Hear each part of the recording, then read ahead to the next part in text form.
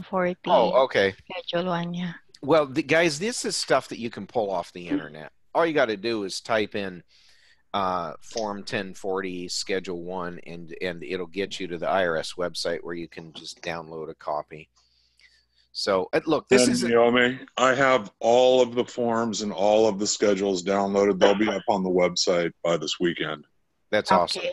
Yeah, actually, guys, I have them, but what I found out when I put them out to you is some reason my copy is somewhat faded out that you guys got. That's why I hesitate to use mine with you. But it's not that critical. Schedule 1 we've been dealing with for days as we went through income. But the reason, and in fact, you know what, maybe I should push out to you Schedule 1. The reason is we're going to talk about adjustments to income here today. And then if we have enough time, we're also going to get into not just adjustments, but we're going to get into deductions. But adjustments are found on the lower half of Schedule 1. That's why that's important. So let me... You have already given us through the chat room, Schedule 1. Yes, I did once, but if you need me to send it out again, I will. It's just I don't like my copies that I have for you guys because they're a little bit what am I trying to say? They're a little bit faded for some reason. I took physical scans and some reason it didn't scan well. All right, so this is what I'm going to do, okay? I'm going to send to you, let me find it.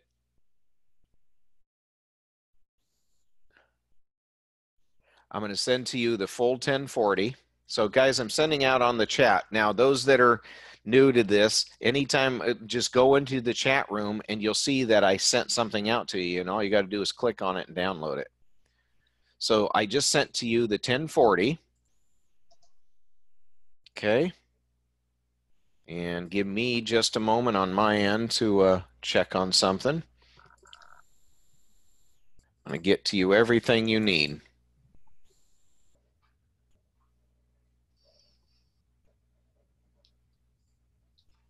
Can you guys hear me today? Yes, I can hear you. Yay! Yay. So we're pausing for a second just to get copies of stuff out. I wanted to make sure I knew what I was sending you, so I had to look at it. Here comes Schedule 1. Go ahead and download these guys. If the scans look bad to you, just get a copy of it later. But here's Schedule 2. Schedule 3 is coming. Schedule 4 and Schedule 5. So why don't you, anyone who has not already saved these on your computer, go ahead and save those. And as soon as you get them saved somewhere, go ahead, go ahead and print those out and then let me know, okay? I printed all mine from the IRS website. My Perfect. husband was so nice and brought them out from the office for me and everything. No, that's great. That's great. But I did this for those that it's just more convenient for you. I just wanted to brag that my husband was being really nice to me today. Well, that's awesome, Lisa. So everyone, just kind of pipe in when you think you're ready to go with this, because I want to start by us taking a look at the Form 1040 this morning and the Schedule 1, okay?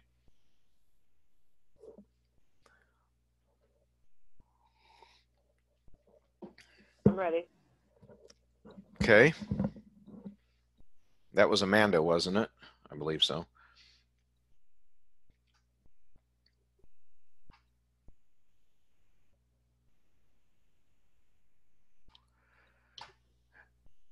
How about everyone else?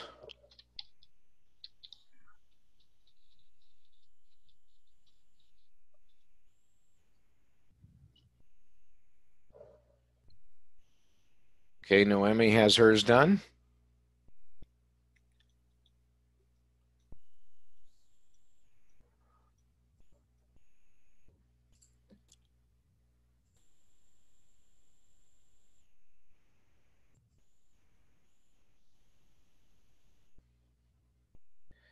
Everyone else have it done? I kind of got to know so I can start.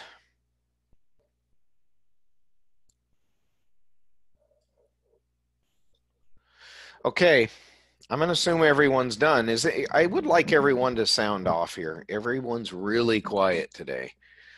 So Sheila, you got yours ready to go? I've got some of them. I don't have all of them. I'm working on it. Okay, I'm not meaning to rush you. I just everyone's pretty quiet, so it's hard to know. Amanda, I already heard you say. Lisa, it looks like you sent me a text. A chat. I saw that. Noemi did the same. So Tina, were you able to get yours? Yeah, I got mine. I just have to find them now. Okay. Okay. Well, all right. I'm going to give everyone just one more minute, and then we're going to have to get rolling here, okay? So really what I mostly want you to focus on right now is getting a copy of the 1040 and getting a copy of the Schedule 1. Because that's what I'm going to be focusing on today. If you have those two things, we are good to go for today. So just one more minute. It's about one more second and I'm done. Okay, no problem.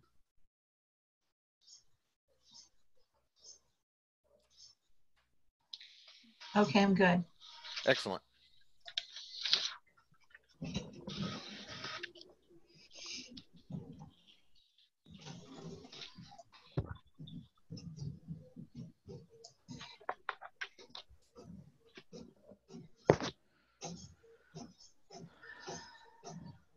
Okay, so can everyone see on your screen the Form 1040 that I put up?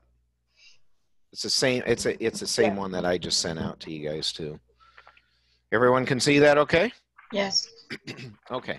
So this is what I want you to know. On page 1, remember when we did the overview, page 1 is nothing more than information. It includes what filing status you are. It includes the taxpayer's name and social security number, whether or not you meet any of those special conditions like you're blind or you're 65 or over, or someone can claim you as a dependent. Includes your spouse if there's a spouse, and includes your address. It includes dependents information if there are any, and then includes your signature and the preparer's signature. That's all on page 1. That's the new 1040 form. Page 2, lines 1 through 5 actually includes it includes part of the income.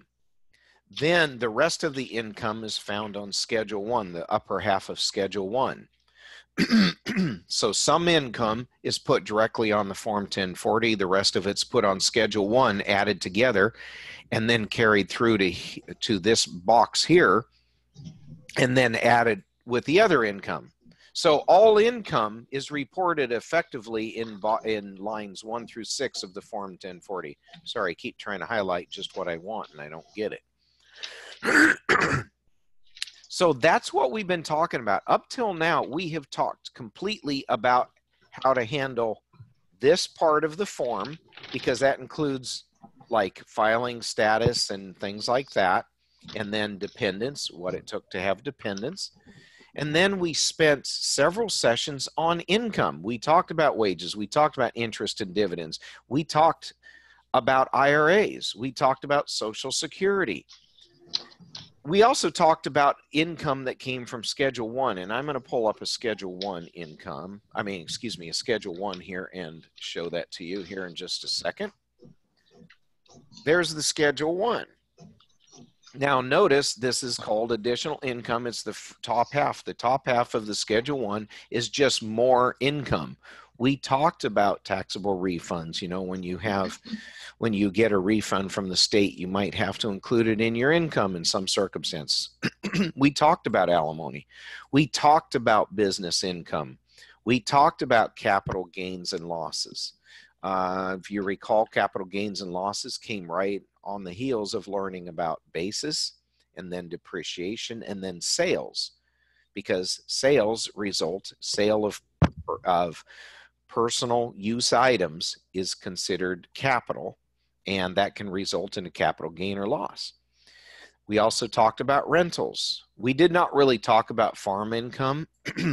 Let me give you a hint. Farm income has some special rules dealing with farms, but otherwise it's just like a business. It's just like business income. It has its own form because there are some special rules for farms, but that's how you think about it. We talked briefly about unemployment compensation, and then this last session we went through many other kinds of income, and that's the line that you'd put it on. All you do is you add all of your income together on line 22, and then you carry that over to Form 1040 right here. Oops, right there. You carry it forward right there in that blank spot. You add it to all of the other income that's up here, and on line 6, this is where you put your total income. So all that we've done through all of this time has simply got us to line 6. So before we move into the next section, which are adjustments, I want to know if anyone has any questions about this income and, you know, any of these items that we've talked about to date. Anyone? Okay. I'm going to have to go through it first and then I'll ask questions because I missed a couple. Okay. Well, that's fair enough. And you know what? Anybody that is still catching up, you know, it's okay to bring it up at any time. You can, so if you suddenly have a question either now or like between now and next session, you're able to get caught up and you have a question, just let me know. Or for that matter, you can reach out to us and we can even answer it offline as well. You don't have to wait to our session. You can call us if you want. So we're very flexible on this. We're here for you. That's our job this summer, is to help you guys learn. Okay. Now, line 7 is AGI. Do you remember when we did the that overview of the 1040? At the very first session or two, I forgot exactly which session I did it in. Yeah. Okay, so what I'm going to do is I'm going to pull that up for a second. I'm actually going to pull that up here for a second so we can look at it again. Remember, I gave you the overview of the Form 1040 calculations. Let me make this a little bit bigger by just starting it as a slide. There we go. You can see it. Okay, good. So, remember the calculations: income minus adjustments. So all we've talked about on the Form 1040, other than the page 1, the generic identifying information, if you can include dependents and all that, that's what we started with in the first couple of sessions. All the rest of the sessions up till now have talked about income. What is taxable income? How do you determine what's taxable, what's not? Now we're going to get into adjustments. So income minus adjustments gives you what? Adjusted gross income. Adjusted gross income, or AGI for short. So this is our focus right now. We're talking about adjustments. Okay, so I'm going to pull this off the screen just so we don't have too much up there. So that's what we're talking about. And on a Form 1040, it's right here on line 7. That's where we subtract it. We calculate all of the adjustments. Where do we calculate it? Well, I'm about to go to Schedule 1. Remember I said on the upper half of Schedule 1 was income. The lower half of Schedule 1 are adjustments. There's all of the adjustments right there. They're all on Schedule 1, all on the lower half of Schedule 1. You simply determine what adjustments you have, and then you add them all together on line 36.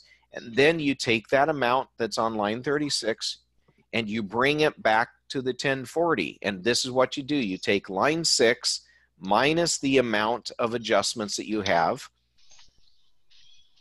So line 6 right here minus the adjustments from Schedule 1 gives you AGI on line 7. So that's how this is fitting together.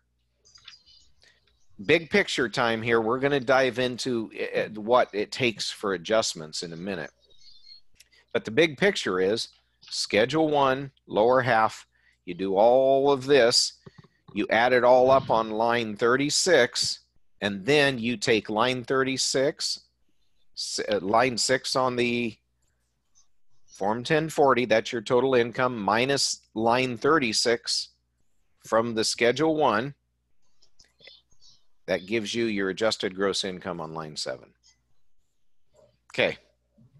So far, does that make sense to everyone, what we're doing with the calculation? Yeah. Okay. All right, good enough. All right, so let me minimize this so I can get this out of the way. So what we're focusing on then are adjustments, and that's what we're going to go into right now. And I got to make a couple of quick speaking adjustments. I got to make an adjustment on my screen so I can see everything. Okay. So we're going to talk about adjustments to income. The first one is, and I want you to have your Schedule 1 in front of you. That's why I preferred everybody actually print this out, because what line on Schedule 1 do you put educator expenses? Oh, you got 23. That's right. Good job.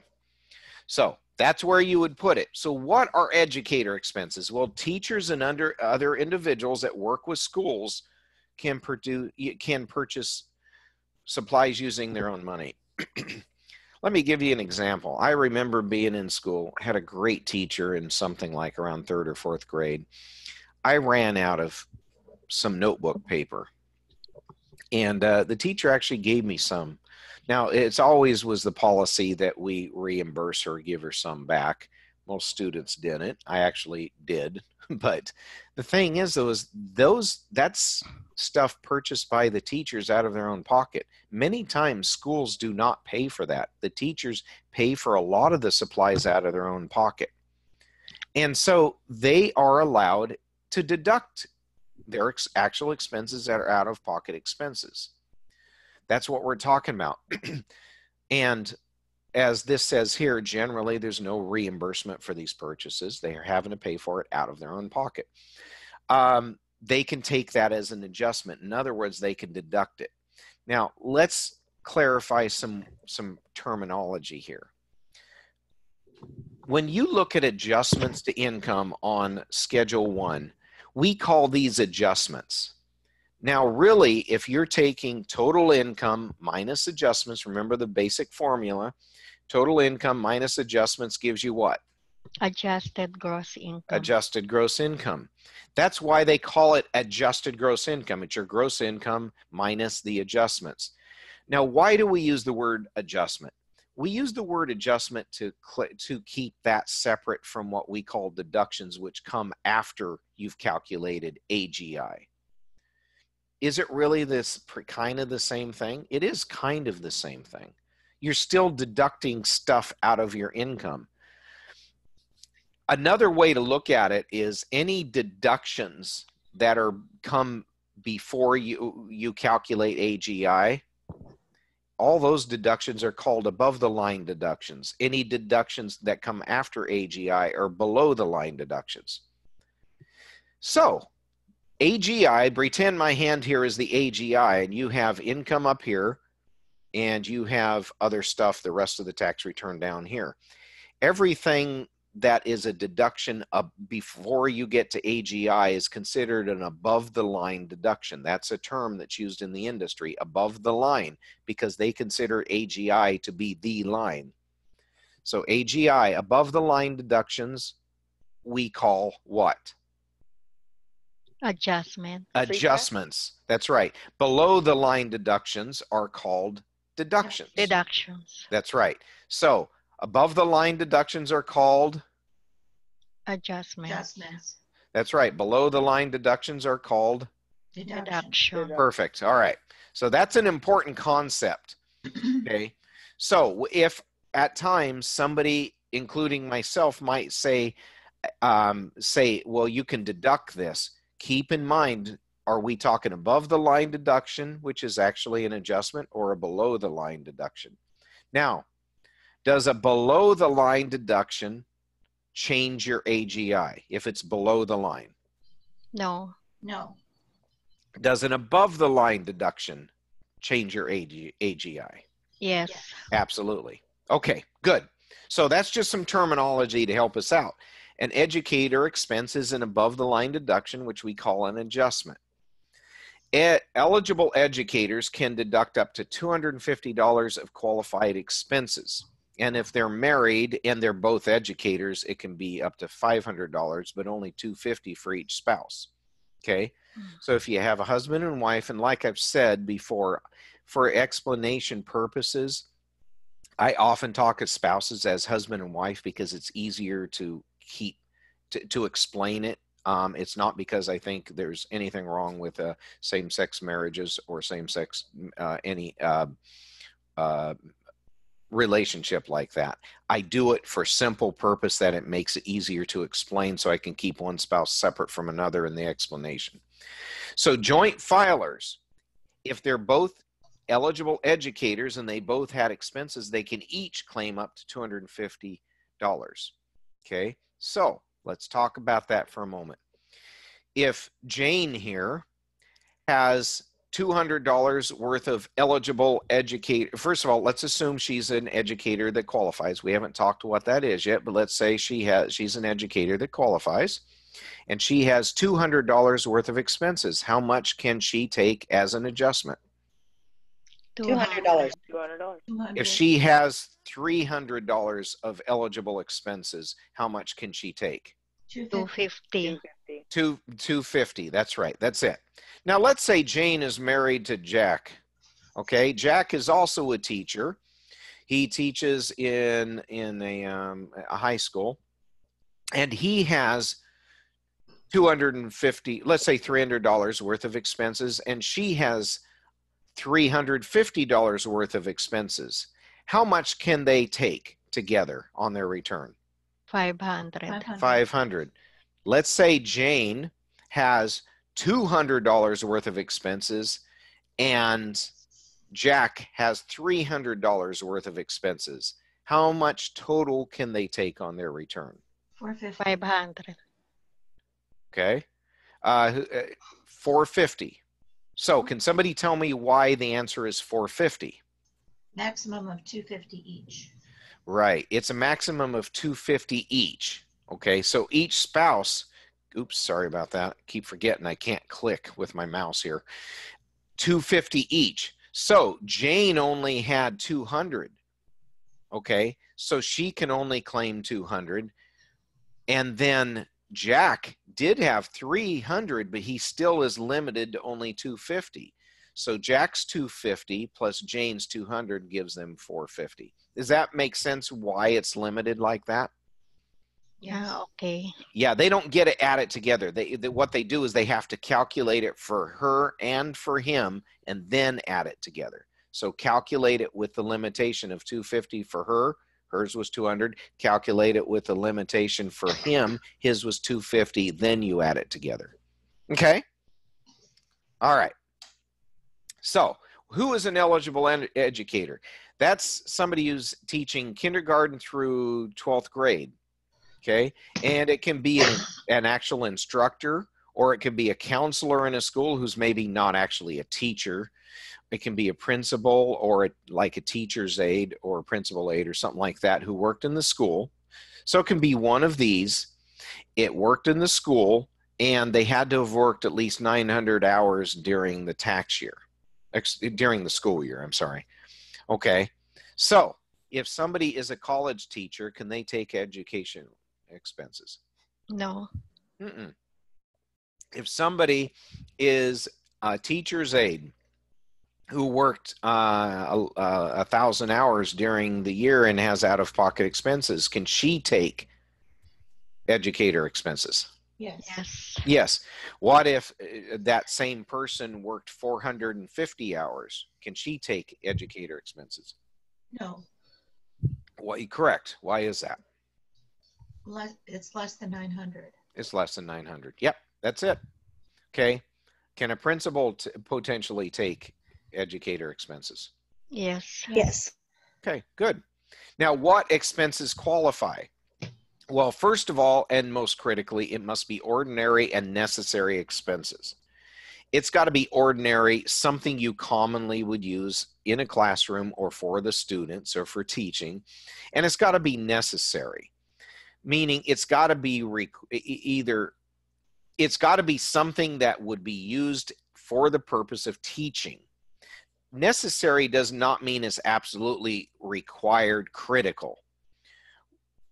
What I mean is somebody might go and buy something for their classroom that's not absolutely required, but if it still assists them in teaching. Let me use one example. Let's say a school still is a little bit old school and they've got the chalkboard and they have the overhead, but this teacher put some money into buying some maps that were not there, and she's a geography teacher. Well, the school didn't buy the maps, but she thinks it's going to help. She can put into it. Now, does she absolutely require to have the maps? No. No. She's not required to, but it's still necessary for her to teach what she's teaching, so she can include that. So the key is it doesn't have to be absolutely required to be able to teach, but if it's still something that's ordinary and necessary to help teach the subject, it counts. Here are some examples: books, supplies, equipment, including computer equipment, software, services.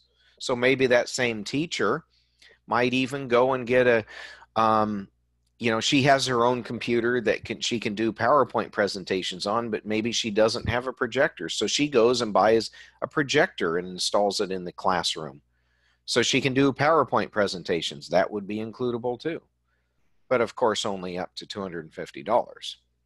Okay. All right. So an ordinary expense is one that is common and accepted in the taxpayer's educational field. So what would be common for teachers to want to use? A necessary expense is one that is helpful and appropriate for the profession. It does not need to be required to be considered necessary. It's what we just talked about here. So a necessary expense is helpful and appropriate, but not necessarily absolutely required, as we already discussed. Qualified expenses also include expenses while participating in professional development courses related to the curriculum.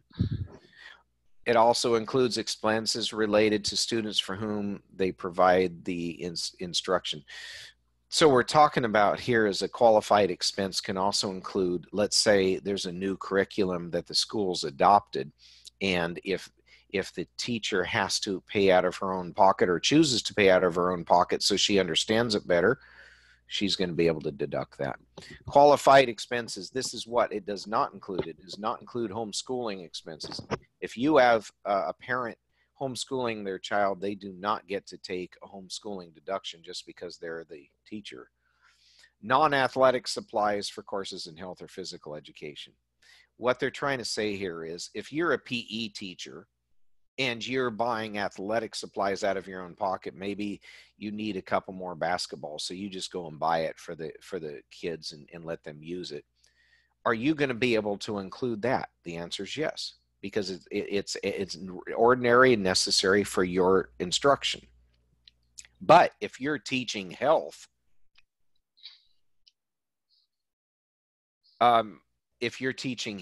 or let's just say health. Physical education can actually, truthfully, could potentially be included in what I said, but they're referring to more like health, things like that, non-athletic supplies. So for health, you buy yourself perhaps you go and buy something like I'm not even sure what to call it, one of those posters that show the parts of the body, the internal parts of the body, the musculature and everything. If you went and bought one of those, that's for health, and that would not be included in qualified expense. So the way to remember this for a test is remember homeschooling expenses don't count, and non-athletic supplies for things like health classes don't count. That's what you remember. And then you'll pass that part, any question that relates to that on the exam. If the teacher gets reimbursed for any of it, they don't get to count that. So obviously, if a teacher pays out of their own pocket and gets reimbursed for that full amount, they don't get to count that.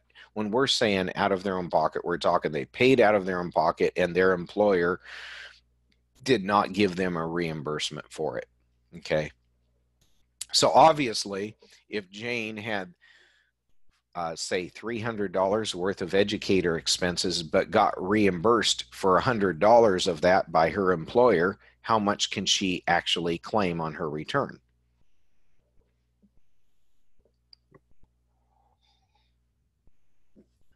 Did I ask that again? Yes. Yes, please. I'm Okay, sorry. $300 expenses. Jane has $300 educator expenses that she paid out of her own pocket. However, she got reimbursed for $100 of that expense. How much can she claim on her return? 200. $200. That's right. That's right. 200 exactly, because she got reimbursed for that. Okay. Educator expenses, we already pointed out on the Form 1040 Schedule 1, line 23. That's where it's reported. Okay, so let's do some knowledge checks. Mason and Julie are married and they are going to file a joint return. Both are eligible educators. Mason teaches mathematics in the middle school and his wife, Julie, teaches English in the high school. Mason spent $475 on classroom supplies and Julie spent $223. How much is their combined educator expenses? 473. 473. Perfect, guys. 473. How did we get that? Somebody walk me through it. Of the 475, you can only count 250, and then you Right. can count the whole 223. Right. If So you add them together, it's 473. perfect. That's exactly right. Good job. All right. Next one. Jerry graduated from college this tax year and started working as an elementary teacher in September. She worked 490 hours during the school year. Is she eligible for the educator expense deduction? No, No. Why is that? under 900 hours. She's under 900 hours. Exactly. 900 hours. Right. If she works full-time the following year, which would put her well over 900 hours, would she qualify? Yes. Does anybody know how to pronounce this person's name? Abel? Abel? Able, probably. Abel? Okay. We'll say Abel. Abel is an eligible educator for purposes of the educator expense adjustments. During the tax year, she spent $483 on ordinary and necessary supplies for her classroom. Abel's filing status is single. How much will she be able to claim as an adjustment? 250. 250. Perfect. 250. Excellent. Because that's the limit. Now, Keith, I think that just gave you the answer, didn't it? Sure did. Oh, that was. Well, sorry about that. I must have hit it twice, but here we go. Keith is an eligible educator who teaches computer technology. Okay.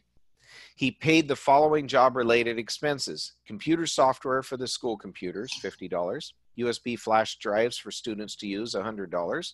A pet turtle for the classroom, $30. Print paper for the class, $40.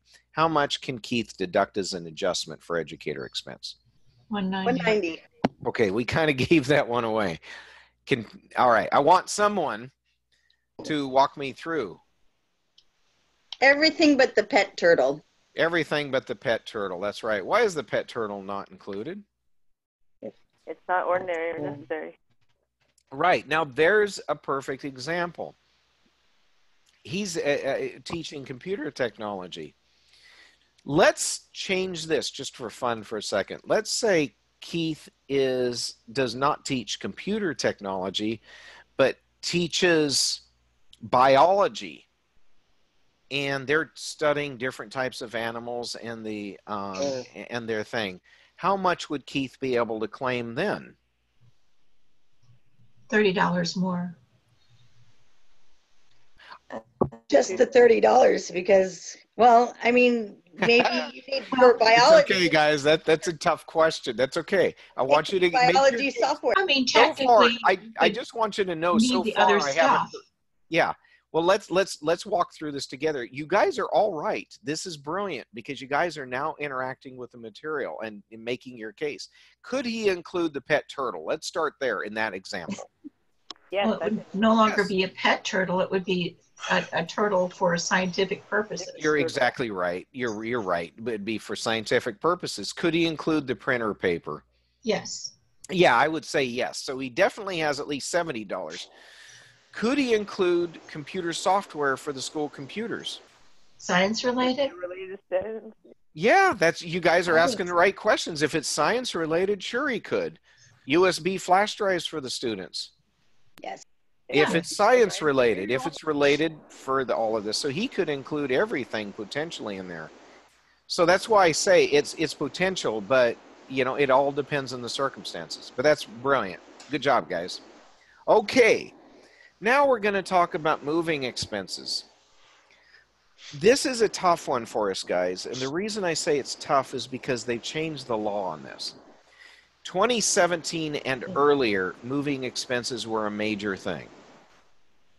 2018 and later, moving expenses have been removed from an adjustment, with the exception of moving expenses for military personnel.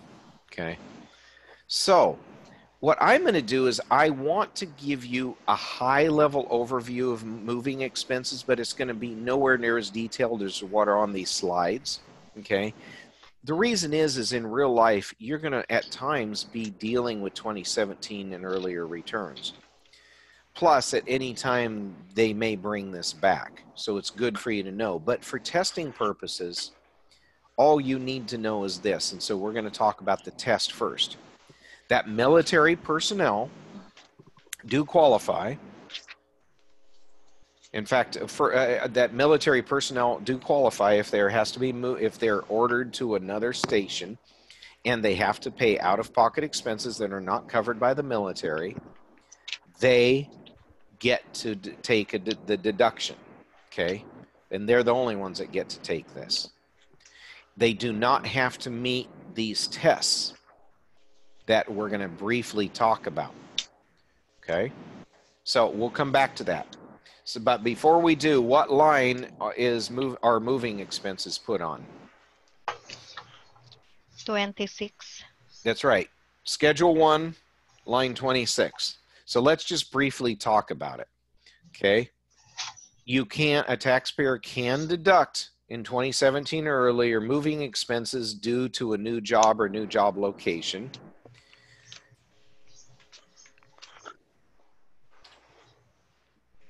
They can deduct their moving expenses if they meet these requirements. The move is closely related to the start of work at a new location. They meet the distance test and they meet the time test. Okay, so what is closely related to? Closely related to means the moving expenses are occurring within a year of the date the person starts work at the new location. And so it's closely related in time and closely related in place, meaning that and I really don't want you to read that because that's a bad definition. Closely related in place really just means that once you've started work, you've got a new job location that is not further from your house than your old job location was. Okay, so what does that mean? That means when you go from new job location, your old home and your new home to your old job location has to be further than from old job to new job location. In other words, if you're moving closer, that's not related in place. That's not closer related in place. That's a convenience move. But if you're having to move further away from your old house to the start of your new job location, that's what they're talking about. Now, do I really want you to memorize this? No, I don't, because it should not be tested because it's a new rule, and starting sometime in the summer, I forget when, the test that we're setting you up for is going to start testing you on the 2018 material. Okay. June 30th is the last date. Thank you. Thank you. I couldn't remember. I couldn't remember if it was June or July, but I knew it was in the middle of summer sometime. So thank you. So this is what I really want you to remember. I want you to remember this, that it must meet a closely related to the start of work. Closely related in time means within the first year. Closely related to work just simply means you had to have moved further away. Your new house, excuse me, your new job location has to be further away from your old house than your new job location is. That's kind of weird, but all they're trying to do is not be able to give you a chance to move closer to your than you were before and give you moving expenses. That's all that is. Distance test, what does that mean? Oops. Distance test says is met if the taxpayer's new job location is at least 50 miles farther from their former home than their new main job location. So this is focusing on job location, and I think a visual helps here, and this is a really good visual. You only have, for this test, for the distance test, you only have, you only focus on the new job location and old job location. Old job location is here. New job location is here. And can everyone see me moving the mouse around? Yep. Yes. Okay, thank you. Yes, we can. So old job location, new job location, former residence. So here's the thing. Your new job location must be 50 miles further away from your old residence than your old job location was. So here's the example. Arnold used to live 3 miles from his old job location. Okay, he moves to he starts work in a new job location. Is this new job location at least 50 miles farther away from his old house than this was? So, in other words, how far away does the new job location have to be at a minimum for him to qualify? 53 miles. 53 miles. It has to be 50 miles further. So, former residence to old job location, former residence to new job location, is this distance at least 50 more than this? So all you do is you add 50 to this and you add 50 to this number, and that's what we come up with. So in this example, 53 miles. So if this distance is 100 miles, does 100 miles and this distance is 10 miles, does he meet the distance test? Yes. Yes. If this distance is 10 miles and this distance is 55 miles, does he meet the test? No. No, because this is 55 minus the 10 leaves him with only 45-mile difference. That makes sense, the distance test, guys? Just want to stop for a second. Yes. Makes sense. Okay. Okay, that's the distance test. There's more details about it, but again, I don't want to get into it because I don't think it matters that much. Yeah, it is. Then there's the time test. The time test says you must work at least 39 weeks in the first 12 months that you're at work. Okay, so put it another way, you must work at least 39 weeks in the first 12 months. So that's the first 12 months from the time you start work at the new location. That's going to obviously spill into another tax year. That doesn't matter. As long as you did work 39 weeks in the tax year, or you expect you will have met this requirement, you can still go ahead and put it on this year's tax return. So what do I mean by that?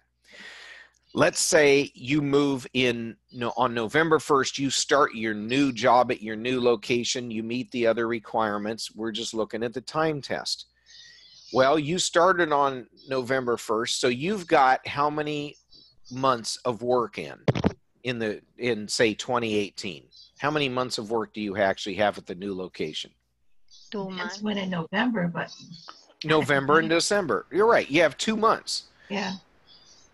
Is that, or another way to put it is 8 weeks. But you're not at 39 weeks yet, are you? No. Well, No. you can still count it as 39 if you have every reason to believe that you're going to match by the time you keep going. The 12 months continues all the way into the next year. Remember, it's 12 consecutive months. If you believe you're going to meet that 39-week requirement, even though you haven't quite met it yet, you can still take this because you have a 12-month window in which to do it. That 12 months started November 1st, 2018 and continues to October 31st, 2019. As long as you believe you're going to make the 39-week test, it's okay to include it on your 2018 return. What happens if you don't? Do you have to like do an adjustment? Okay, I'm going to answer that in a second. Let's say you don't know for sure, so you don't have to take it. You can actually wait till the next year to take it after you make sure you meet the requirement. But let's say you do take it on your 2018 return and then you fail. You have to add that back as income in your 2019 return, what you took as a deduction. That's the answer to that. So let's say you took a $200 moving adjustment in 2018, but then suddenly something happens and you did not meet the 39-week requirement. Well, on your 2019 return, you just add that $200 back in as income. Okay. That's how you recapture that. Remember the word we talked about before, or yeah, Right. you recapture that. So now, what about self-employed people? So 39 weeks in the first year. Self-employed people, it's double that. 78 weeks in the first 2 years. That's all it is. It doubles. Everything doubles for self-employed. Why? Because one of the requirements is you must have worked full-time during this. Well, self-employed person might not have quite full-time work. So they give you a little more time to meet all the requirements. So they give you double that. A self-employed person has 78 weeks, which is double 39, and they have 2 years in which to meet the requirement. Okay. Temporary absences are still considered working full-time, like if you happen to get ill, or there's a strike or a natural disaster or vacation. That's all considered part of working.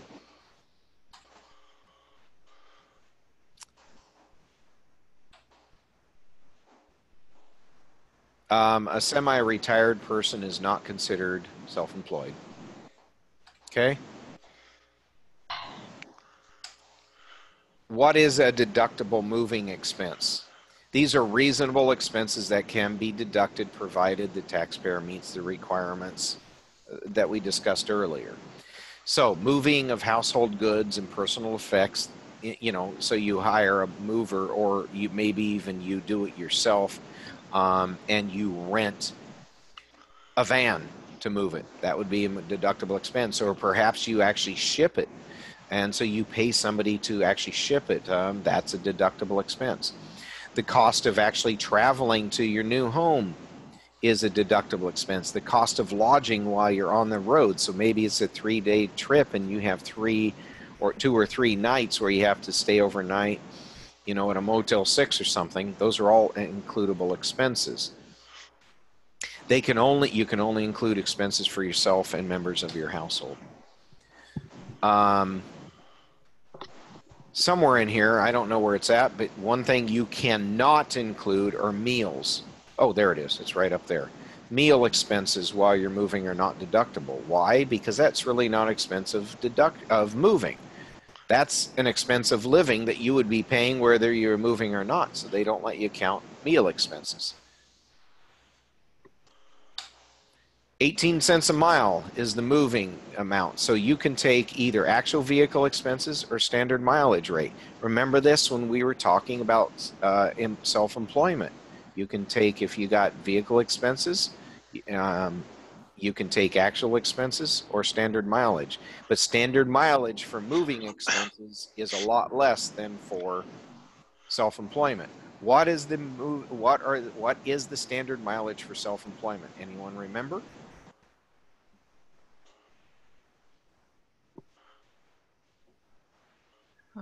Don't everybody speak at once. I couldn't handle it. I remember the standard mileage rate is 54.5 cents per mile. That's right. That's right. That's exactly right. For business. I don't know if that's the self-employed rate though. So no, it's the same thing. When I said Okay. self-employment, it's the same thing. All business, all rental, that's 54.5 cents a mile. But what I'm making a distinction is for moving expenses, it's only 18 cents a mile. yeah. Well, Okay. medical is only like 17 or 14 cents per Actually, mile. medical and moving go hand in hand. Medical and moving are always the same. So it's medical for 2018 is also 18 cents a mile. But we haven't talked about medical yet. Yeah. Okay. So guys, this is all I want to really talk about regarding that. Because it's not likely to, but if you ever do take moving expenses, you do this form 3903 called moving expenses. You calculate it on there, and then you carry it over to the moving expenses on the on the adjustments of Schedule 1. So which of the? Oh, go ahead, Garrett. Because it only applies to military personnel going forward from 2018 anyway, are the same requirements in place for those personnel that you just discussed, or is there anything different? No, that's a great question. None of the requirements, the time test, the distance test, which are the main things I really want you to remember, and the closely related test, that the move has to be closely related to the start of your new job. It can't be years difference, like you didn't move until 5 years after you're working in a place. Yeah. Okay, that's the normal test. Those are the ones that were largely done away with. For military, they don't have to meet the closely related test, the time test, or the distance test. They do not have to meet those requirements. They qualify, period, but they still only get to deduct stuff that has to do with moving, their personal effects for them and their family, the cost of traveling. They do not get to deduct meals. So what you can deduct is the same, but the requirements are different. Okay, and that's why I didn't really want to spend a lot of time with it, but I'm going to go over a few knowledge checks here with you just so you're familiar with it. Which of the following is a deductible moving expense?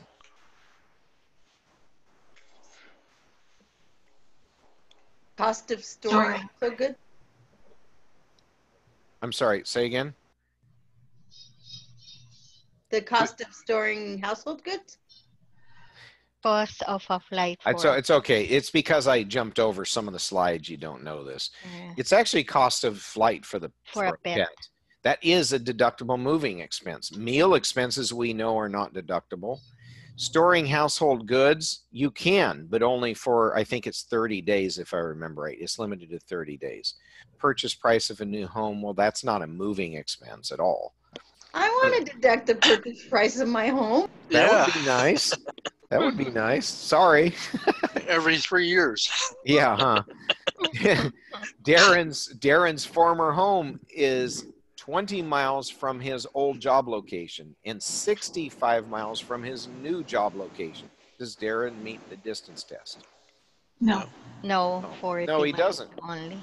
Right. He doesn't because it's not 50 miles. Different, further apart. Shanta purchased new bedroom set during her move and paid $30 to have it delivered to her new apartment. Her new workplace is 75 miles from her previous home. How much of the delivery charge can Shanta deduct as a qualified moving expense? Zero. Exactly right. It's not a moving expense. Good job. We're not going to do that one. What line is Manny's deductible moving expenses entered on? 26. 26. 26. 26. Good job. All right. That's all I really want you to remember. Again, on that last one, just remember military can still do it. They do qualify. If they're under orders to move, they do qualify for it. And they still have the same limitations, though. They still only get 18 cents a mile. They can only move what they can move. So what can be deducted above the line is still the same. Okay. Any questions about that before we move on to the next one? No.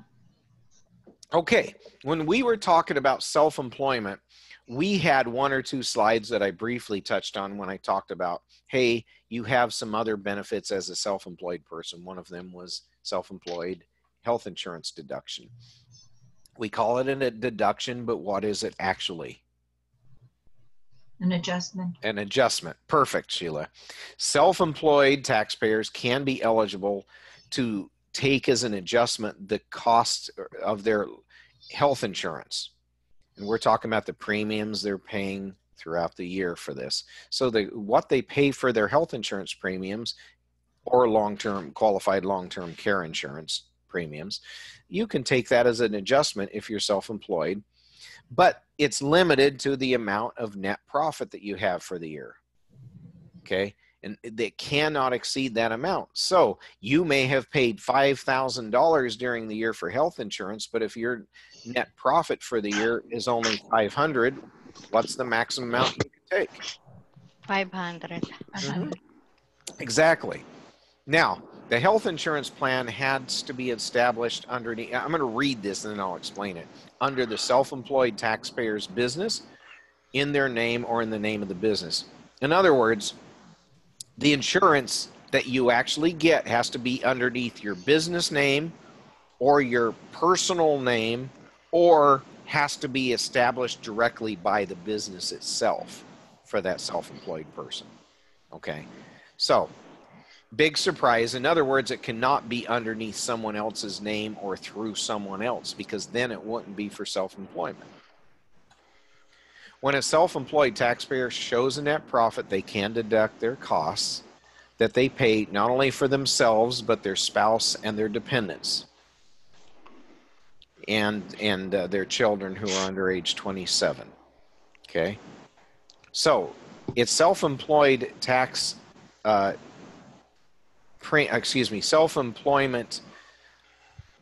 Self-employed people can take an above-the-line deduction for the premiums they pay for health insurance for them and their families, as long as the children are under 27 at the end of the year. They cannot deduct health insurance costs in any month that they were eligible to participate in employer-subsidized health plan. So, if a person, many self-employed people are working part-time self-employed, they're doing that, but they're working for someone else too. So let's say they're working for XYZ company as a regular employee, and health insurance is available to them, but they're also trying to boot up this new bookkeeping business on the side. Can that person buy health insurance and deduct it as an adjustment for self-employed health insurance? No. No, he can't, because he's eligible.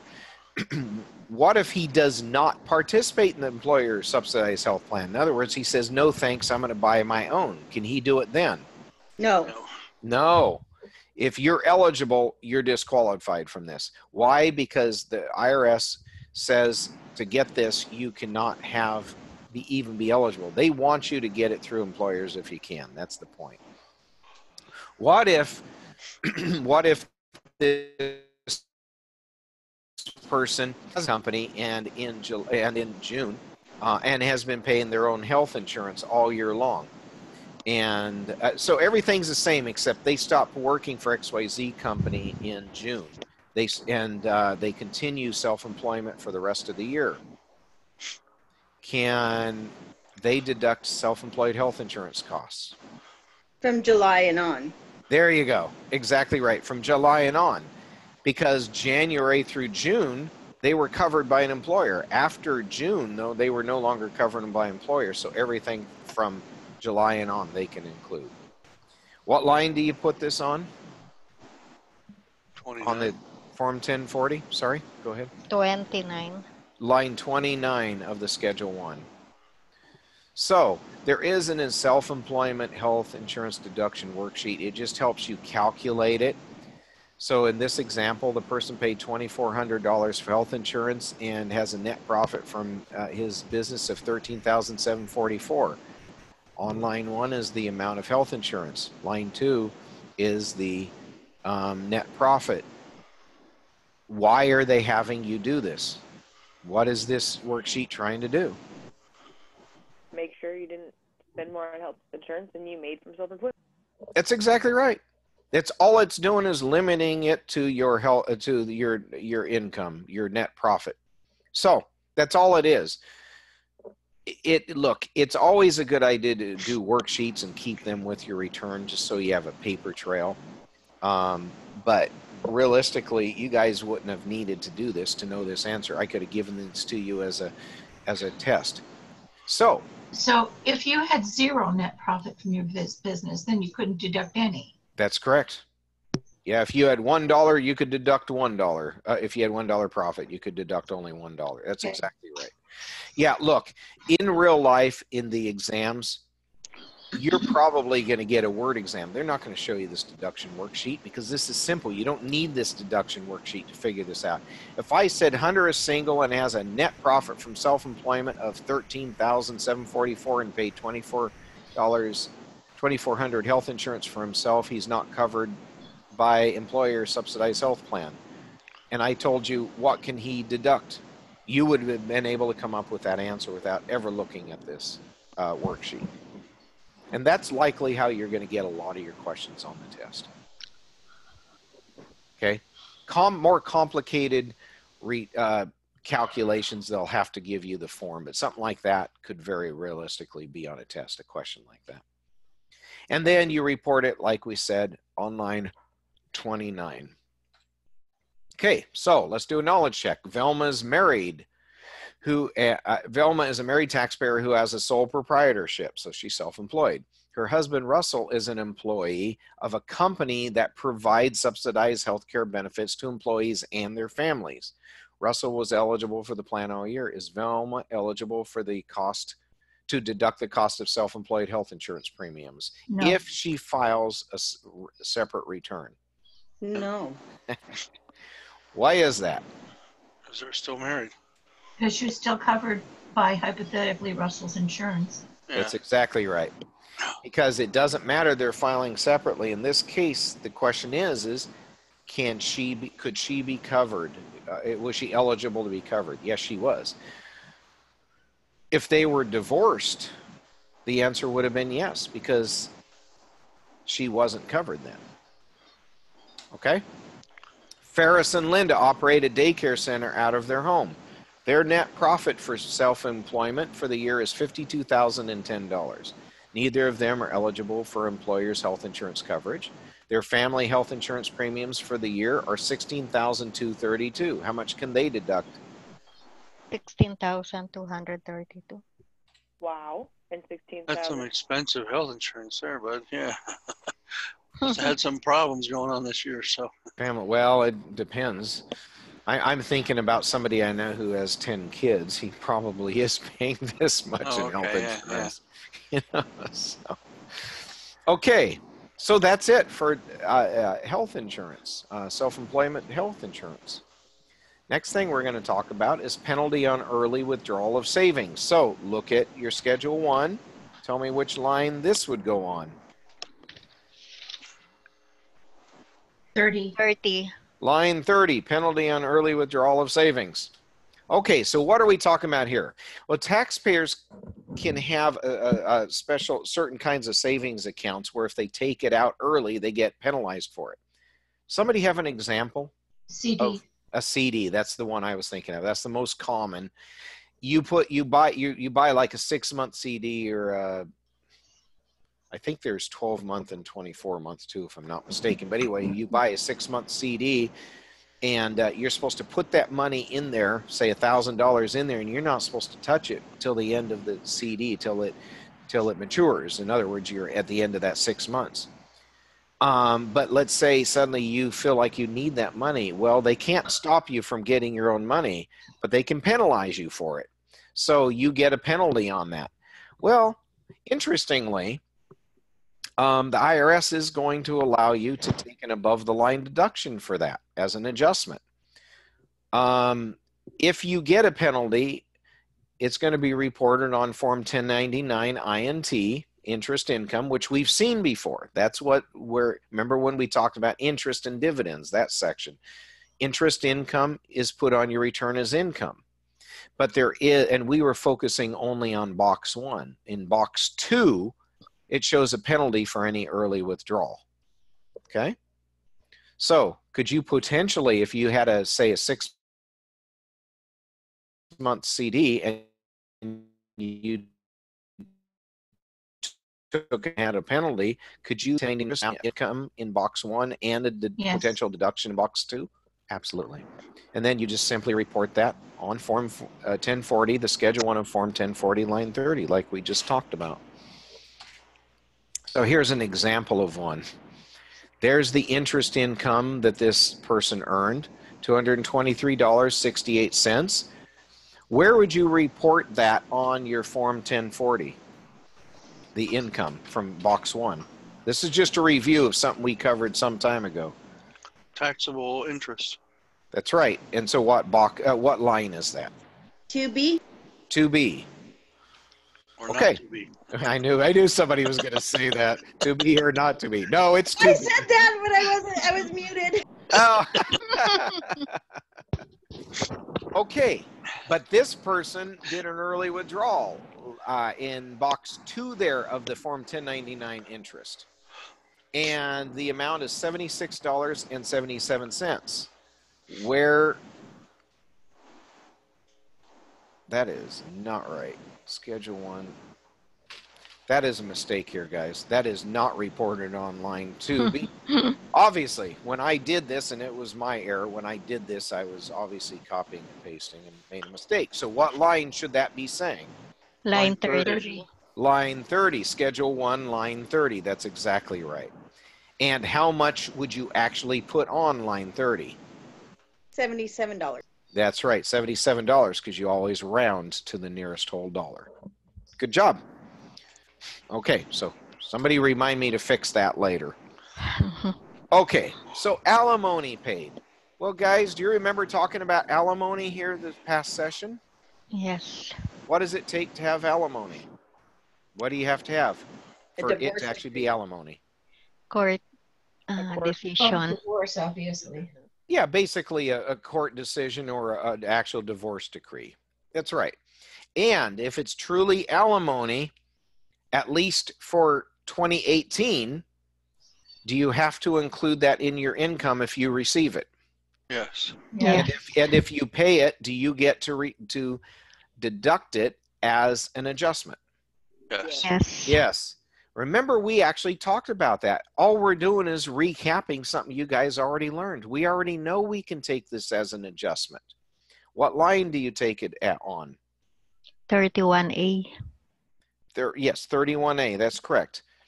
So take a look at line 31A. Everybody take a look at their Form 1040 Schedule 1, line 31A.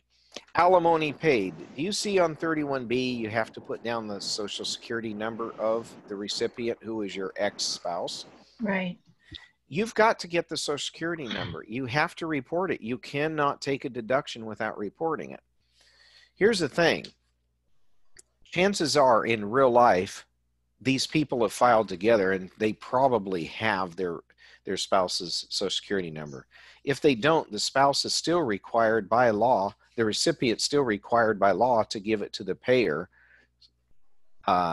for this purpose. If they don't, the spouse can be fined $50. So can you for trying to take this without it. In real life, if you run into this problem, you try to get these ex-spouses to work it out. If they can't work it out, your client could go to the IRS to ask for assistance with it. But this is a tricky one when spouses aren't talking to each other. But let you know, you have to have the Social Security number in there to take this. And then on line 31A, you put the amount of alimony that you actually paid. And then it's an adjustment for you. So in this example, Jack paid $1,200 a month. So $1,200 times 12 months is $14,400. He reports that on line 31A right there, and then he puts his ex's Social Security number right there. Pretty simple, huh? Mm-hmm. So Richard closed his time savings account this year. It is a 36-month CD, but he closed it after only 15 months. Will he be charged an early withdrawal penalty? Yes. Absolutely, he will be. Okay. Now, when a taxpayer receives a Form 1099 INT with an amount shown in box 2 for an early withdrawal penalty, where is that penalty reported? Line 30. Line 30. Of? Schedule 1. Schedule 1. Right, exactly. Schedule 1. You guys are all Which correct. is just part of the 1040 that got removed in 2018. It really is. This new form is ridiculous. Look, they were just trying to show off and say, see, we can make the tax return simpler, but they didn't. They just made more pages. In fact, what they did is they turned a 2-page 1040 into about a 6-page 1040 by doing it this way. Yep. So it's silly, but it was all political. Let's go ahead and do a little partial problem. Tracy received the Form 1099 INT shown. She also paid alimony of $500 per month for the entire tax year to her ex-husband, Ralph. Okay? So, how much interest income is she going to have to report? $87. That's right, $87, and that's how she'd actually report it. How box 2, what is she going to do with box 2? Report that as a penalty on line 30, $27. That's correct. That'll be Okay. a deduction. Right. So how much is Tracy's adjustment for the penalty on the early withdrawal? I mean, 27. perfect. Good job. How much is Tracy's adjustment to income for the alimony she paid? Anybody happen to remember? 6,000. Yeah, 500 a month. That's right. 6,000. That's exactly right. Good job. And then this is how she reports it. Notice on line 30, there's the penalty for early withdrawal of savings. Here's the alimony paid, $6,000. So how much total in this example is she going to get to deduct from her income? $6,027. $6,027 because it just gets all added together. There it is. Simple. Now, I believe it was last session we talked about IRAs. What's an IRA? Individual retirement account. Yeah, or arrangement. Same thing. That's fine. An IRA. What 2 types of IRAs do you have?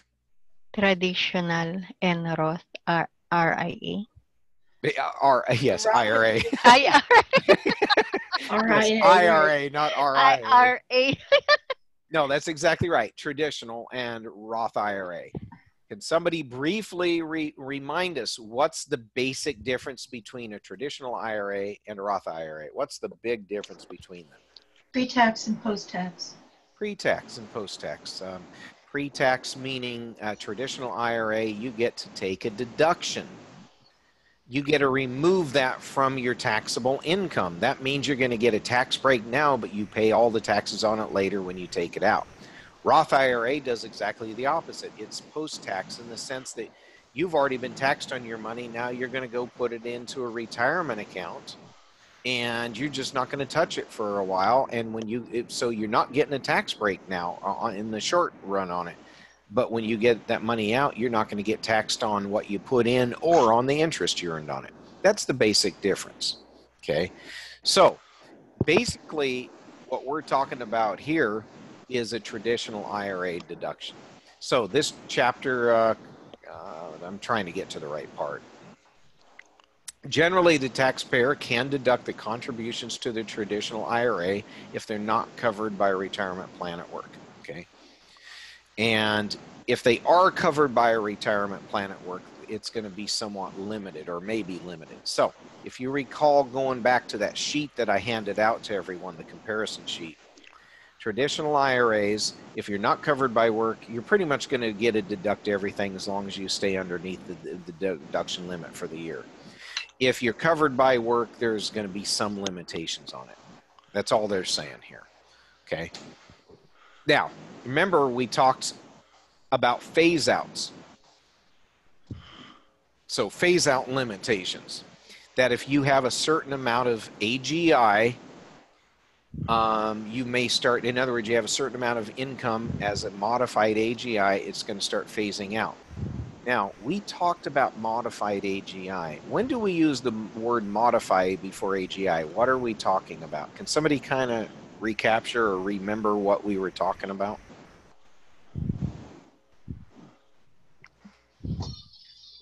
Why do we use, let me ask it a different way. Why do we have such a thing as modified AGI? When we add back or Yeah, that's basically it.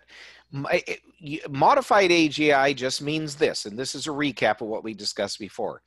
It starts with your AGI, your regular AGI. What line on the 1040 do you find your AGI? Line 7. Line 7. Now you got to make modifications to it for some things. You make modifications, which we'll touch on modifications again. Some of the credits, which we haven't talked about, you got to do modifications to the AGI. You might add something or subtract something from the AGI. Okay, so you add something or you subtract something from the AGI to get a modified AGI. Though that's all that means.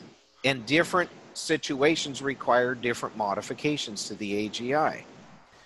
Some credits require you to make modifications to your AGI. Well, for this deduction that we're talking about, this above the line deduction for IRAs, you have to do some modifications to the AGI. And then you compare that to certain amounts, and you might, and then if you remember the phase out amounts, if you hit a phase out amount, you start getting less and less of it till you get none of it. Okay, so are we kind of remembering the phase out amounts? I mean, I don't mean the amounts. I don't mean the actual amounts. Do we remember the discussion about phase out amounts? yes. Okay, so with traditional IRAs, once you've modified your AGI, you compare it to this chart of phase out amounts, and the more you make, the more you have in income, the less and less of a deduction you're going to get until you end up with no deduction. That's what a phase out is. And elimination means you phased out so far there's no deduction left. Okay. It's kind of like if you think about it, it's similar to Social Security, because there's a phase out on that at like 120,000 or something. Yeah. And so, but it stops after that point. You don't pay Social Security anymore on any income above that amount, which is essentially what a phase out is, right? Right. Let me clarify something. What he's talking about is, remember, when you're paying Social Security, he's not talking about receiving it. Yeah. He's talking about when you're paying Social Security tax. What's a percentage on Social Security tax? What percentage do you pay if you're an employee? 6.2%. Right. And how much does your employer pay? Same amount. Yeah. Same amount. That's right. So, and there's limits. Once you hit that limit of 100 and I forgot exactly what it is, around 102,000. Once you hit that limit, then you don't have to pay any more for that particular year. Well, it's the same idea. There's limits on it. Phase out amount. 128,000. Okay. Yeah. I didn't remember either, and I'm not interested in guys yearly, memorizing. yeah. It does. The point is anytime you hear about phase out limits, phase out means it starts at a lower level, and as it climbs, you get less and less of the credit or less and less of the deduction until it finally totally eliminates, until you get nothing of it. That's all that means. So, just recapping from the traditional IRA, there are phase out limits based on a modified AGI. You take your AGI, make whatever modifications are required, and then you then you apply it to the phase out limits to see if you're under the phase out limit. If you're under, you're going to get all of your deduction in this case. If you're in the phase out limits, you're only going to get part of it. If you're above that upper level phase out, you're going to get none of it. Now, that does not affect the actual contribution. Remember the examples we had. If you put more in there than you were allowed to deduct, you're going to end up with basis. Does that ring a bell from our discussion last session? Yeah. Yes. Okay. So usually when a retirement plan checkbox is checked on the W-2, which is in box 13, they were covered by an employer's retirement plan. And if a taxpayer is ever unsure, they should talk to the employer just to make sure, because you want to make sure that if they're covered by a plan, there's going to be some limits on it. Okay. Now, a taxpayer is not considered covered by an employer's retirement plan in these situations when they receive Social Security income or they receive railroad retirement benefits. Okay, so remember, railroad retirement can include their equivalent of Social Security. Okay, it does not include when they receive benefits from a previous employer's retirement plan. Okay, so they might be receiving some retirement income actually, but that doesn't include that. And the only reason they participate in the employer's retirement plan is because they are military reservist. Okay, not to worry too much about this. I doubt you're going to get this kind of detailed question. Just remember that there are just times when you're not considered by a retirement plan. The big one is the Social Security. Just because you're receiving Social Security or the railroad equivalent does not mean that you're covered by a retirement plan or that you're receiving benefits from a previous retirement plan. Remember those two and I think you'll be fine. Modified AGI. Now we know what modified AGI is. Here are the adjustments you got to make. You start with the AGI, and then you have to, okay, AGI, remember we said that you can take a traditional IRA deduction. You haven't learned this yet, but we were about to discuss it, student loan interest deduction. Okay, tuition and fees deduction has expired, so we're not going to even include that. So if you have either of these deductions, you need to make sure your AGI does not include these. Okay, so let's use an example. Let's say our total income is $30,000. So that's our actual earned income, total income. Online, got to look at it because I got to remember. On line 6 of the Form 1040, that's your total income. And you only have one adjustment, let's say for $100 for student loan interest deduction, because that's what you paid. So what is your AGI? Just regular AGI is what I'm asking. So if you have $30,000 total income and $100 student loan interest deduction, what is your AGI?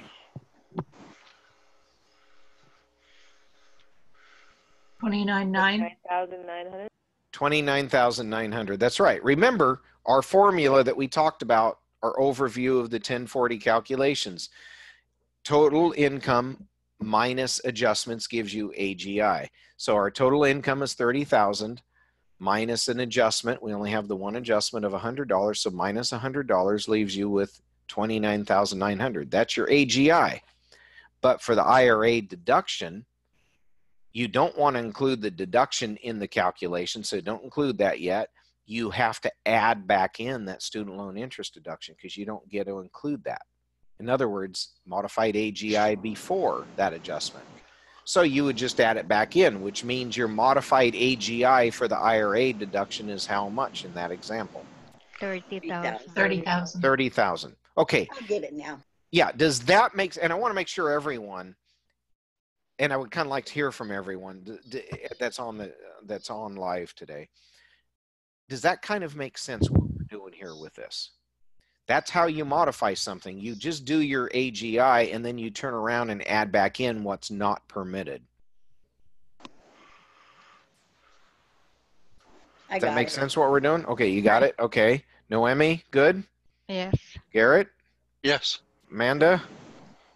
I think so. Sheila? Yes. Okay, good deal. All right. And then here's the effect of a modified AGI on the deduction if you are covered by a retirement plan at work. So I'm only going to use this as an example. Do not memorize this. So if your filing status is single and your modified AGI is $62,000 or less, you get a full deduction.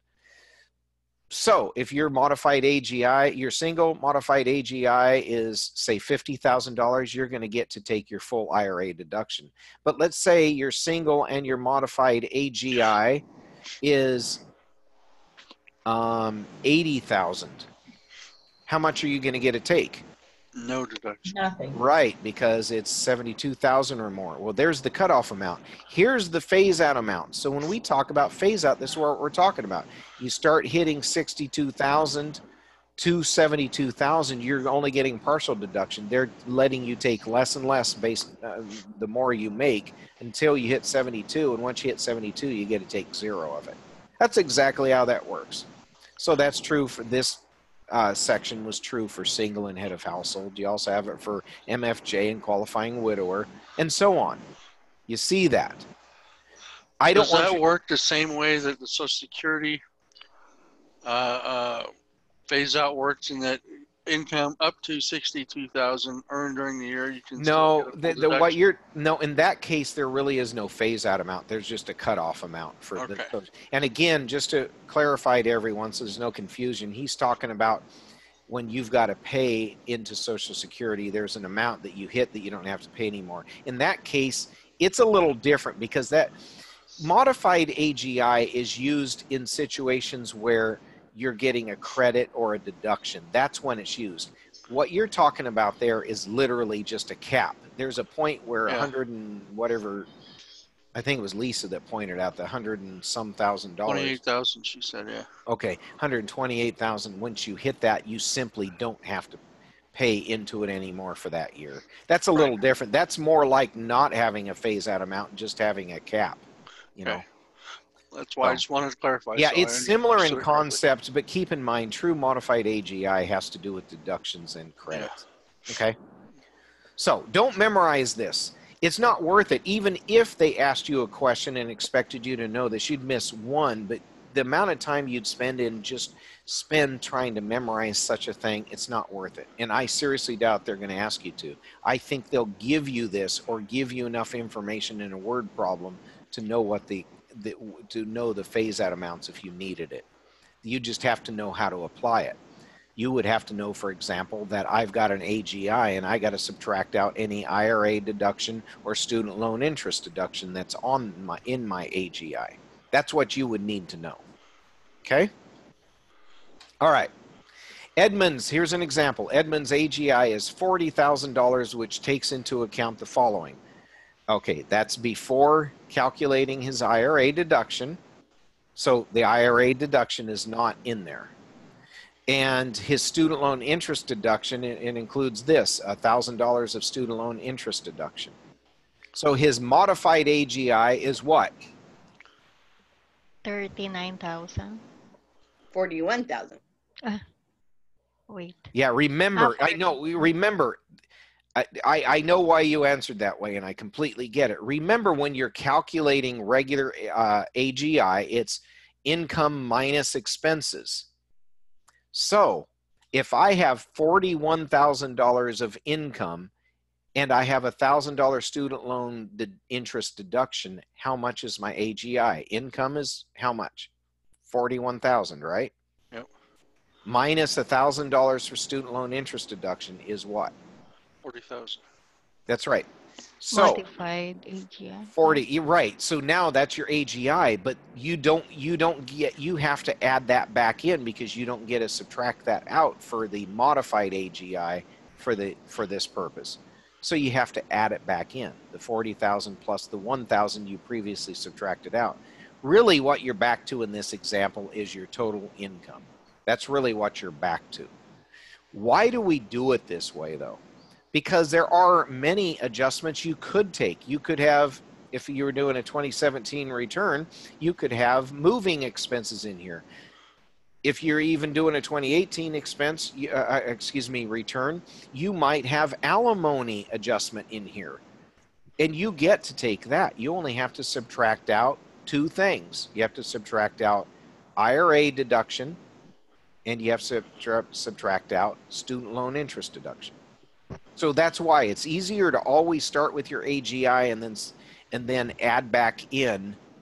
I'm saying subtract out. What that means is remove it from there.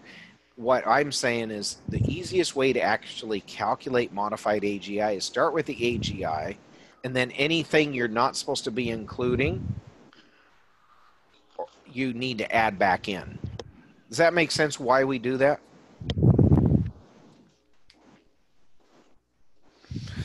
I understand. Okay. Well, there's another way. Oh, and there's some others that look, there's another way to think about this. On a Form 1040, you could go through and say, okay, I am going to recalculate my AGI. I'm going to pretend my modified AGI is actually starting with my income and add in and subtract out only the things that I'm allowed.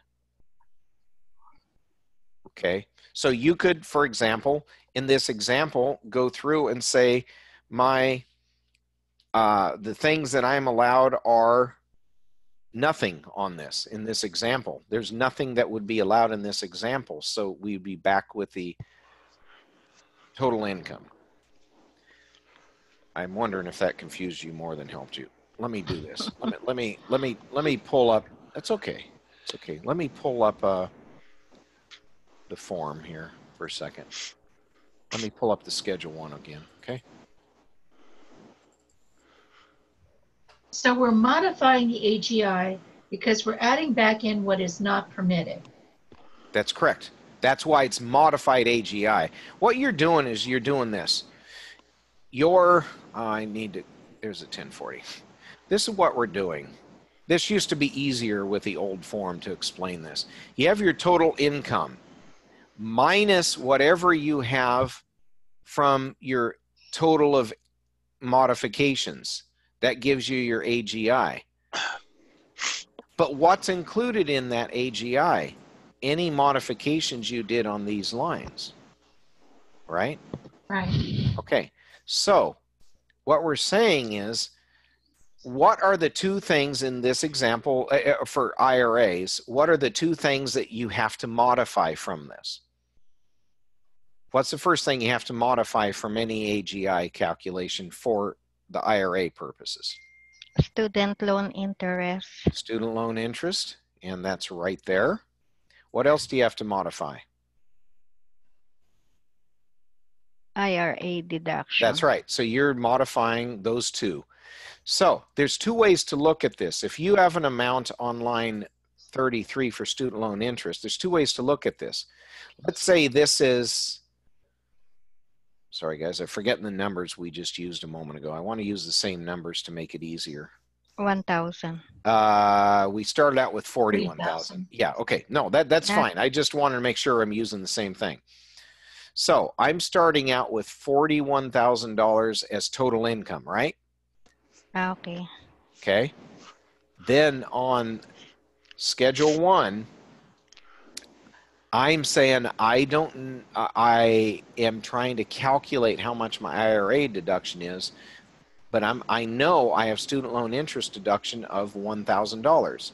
So if I have $40,000 of, well, first of all, what's my total AGI at the moment? In the example, it is 40,000. That's right, because I have total adjustments of $1,000 down here on line 36, and jumping back over to the Form 1040, I put $1,000 here, and I do my total income minus $1,000, leaves me with line 7 of $40,000. But that $40,000 now I'm still trying to figure out what is included. How do I know how much of an IRA deduction do I get? Well, do I get to include the student loan interest deduction? No. No. So I have to take that $40,000 on line 7 and subtract that back out. That's a modification I'm making to my AGI. Okay. And you can keep the educator expenses, the health savings deduction. Yes. Anything that's not part of the modification, you get to keep. So, and I think what's confusing is I say subtract back out, and I think that's confusing. So let me change Add back. terminology. Yes, that's confusing. Yeah, it is. Well, in a sense, it is subtracting back out. What I'm saying is, forget what I was going to say. Double negative equals positive. What I'm saying is add it back in, because we subtracted it here, but we need to add it back in so that we have the correct modification, so I can determine how much of an IRA deduction I get to take. That Okay. makes more sense. Yeah. So I Yes. apologize. I keep saying subtract back out. What I'm trying to really say is take it out of there. There is another way to look at this, and that is you just don't, you add everything. Another way to calculate modified is to go through and write down all of the ones that are part of your AGI modifications, and then, but add only the ones that you are permitted. You know, so like, let's say you have deductible 1/2 of self-employment tax. You might have an amount there. You might have alimony paid. So you might have an amount there. Those are ones you get to keep. You could go through and just add the ones you get to keep. That'll give you the same answer. It's really a modified AGI you'd end up with. So you'd end up with your total expenses, come back to the Form 1040, income minus total adjustments, but only the adjustments you're allowed. But I'm telling you, that's harder than just starting with your AGI and adding back in the things you're not allowed. I see. And if you don't have any student loan interest, then you don't have to do anything. Yeah, Yes. yeah, that's exactly right. So let's say in this example, I know this is weird. I swear to you guys, this used to be easier to teach when the form was all together. Because I'm jumping between two forms just to show you something that used to be one thing after another. It was so easy. But let's say, in this example, you have $41,000. You know the only two possible adjustments are IRA adjustment, deduction, and Student loan, loan. Those interest two right there. deduction. That's right. We know those two adjustments you don't get to account. You don't get to include when you're figuring out your IRA deduction. So if we just forget about those, we've got the equivalent, our modified AGI equals our total income. See? Yeah. You're just ignoring it because there's no other adjustments on here except for those two, and those are the two not allowed. That's all. Does that help clarify what we're talking about? Yes, a lot. Yes. Okay. I want to make sure because it's important that it makes sense what we're doing. All right. Let me move something again. Every time I'm making it do something on my screen, I got to move something over. Okay. All right. So that's all we were talking about. IRA deduction limits everything. There are limits if you're covered by a plan at work. That's simple. Okay. What about in situations where you've gotten phased out? Let's say you put $5,000 into a traditional IRA. First of all, are you, if your income is not phasing it out, would you be able to take all $5,000? So If- deduction off your income? Yes. Should be able to, yeah. Yeah, you'd be You able don't have to. an Sure. employer plan. Right. Yeah. Remember on that sheet that I gave you that there's some limits. You know, if you're under, if there's a limit of the amount of your income, taxable income. There's also a limit of the of what you can actually put in, and there's also a maximum limit of $5,500, or how much if you're 50 or older. 6,500. That's exactly right. So those are maximum limits. But let's say you're within those limits. You put in $5,000 during the year. You're clearly okay there, but because of your income limit, suddenly, and I'm talking about this limit here, suddenly you're limited on what you can take. So that's all. You kind of get what I'm saying. So what I'm trying to point out is, if you get phased out, you put in $5,000, but you're getting phased out. You have too much income, so you're not able to actually deduct any of that. Well, let me tell you something. If you taking money, you've gotten paid from your work and you take $5,000 and put it into an IRA, is that truly pre-tax or post-tax? Post. That's actually post-tax because you've already paid taxes on it. How do you convert that into the equivalent of pre-tax? When you file your tax return. When you file your tax return and take this as a deduction, because they're letting you turn around and take it off of your taxable income so you don't get taxed on it. Okay? But what if you're not allowed to do that because you got phased out? Is it post-tax or pre-tax, that money you put into the IRA? Post-tax. Post. It's post-tax. So you won't pay tax on it when you withdraw it. That's right. And why won't you pay taxes on it when you withdraw it? You paid it You before already- you put it in. Right. And what do we call that $5,000 that's already in there? You Basis. have basis. A You basis, have yeah. basis in it. That's Would exactly it make right. more sense to put it in a Roth account in that situation? You could. You can. The problem is a Roth account, you might on all other years not want to do a Roth account. It just happened to be that maybe you got a huge bonus that you don't normally get. So it would, it depends on what you're up to. Got it. Strategically, now you're getting into not so much tax laws, you are getting into strategy.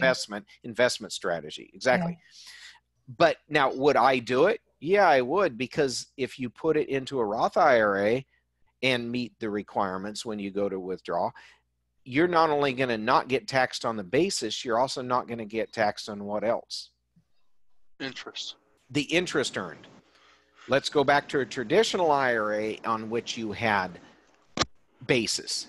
When you get that $5,000 out, are you going to get taxed on that $5,000, the basis that you have in it? Yes. On the basis.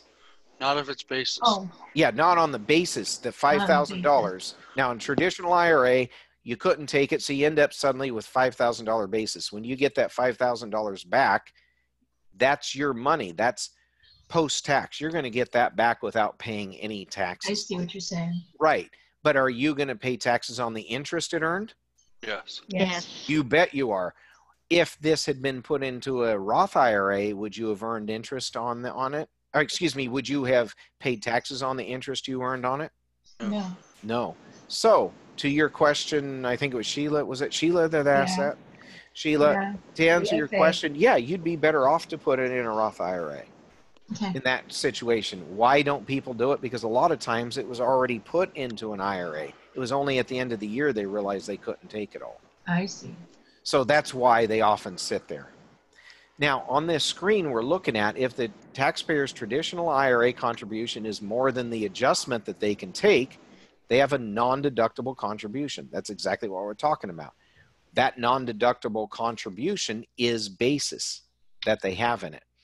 Basis information is required when the taxpayer takes a distribution, because that part of the distribution is going to be non-taxable when withdrawn. Now, if you have basis in an IRA, you have to do Form 8606 to report the part that you could not take, even if you're not required to file a tax return for the year. Now, we touched on, I'm going to ask a question that we answered before this last session. Why are they requiring an 8606 when you have basis in an IRA? Why are they requiring you to report it?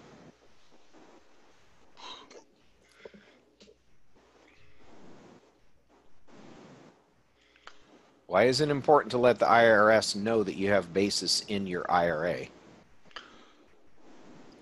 Because when they pay it out, when you take,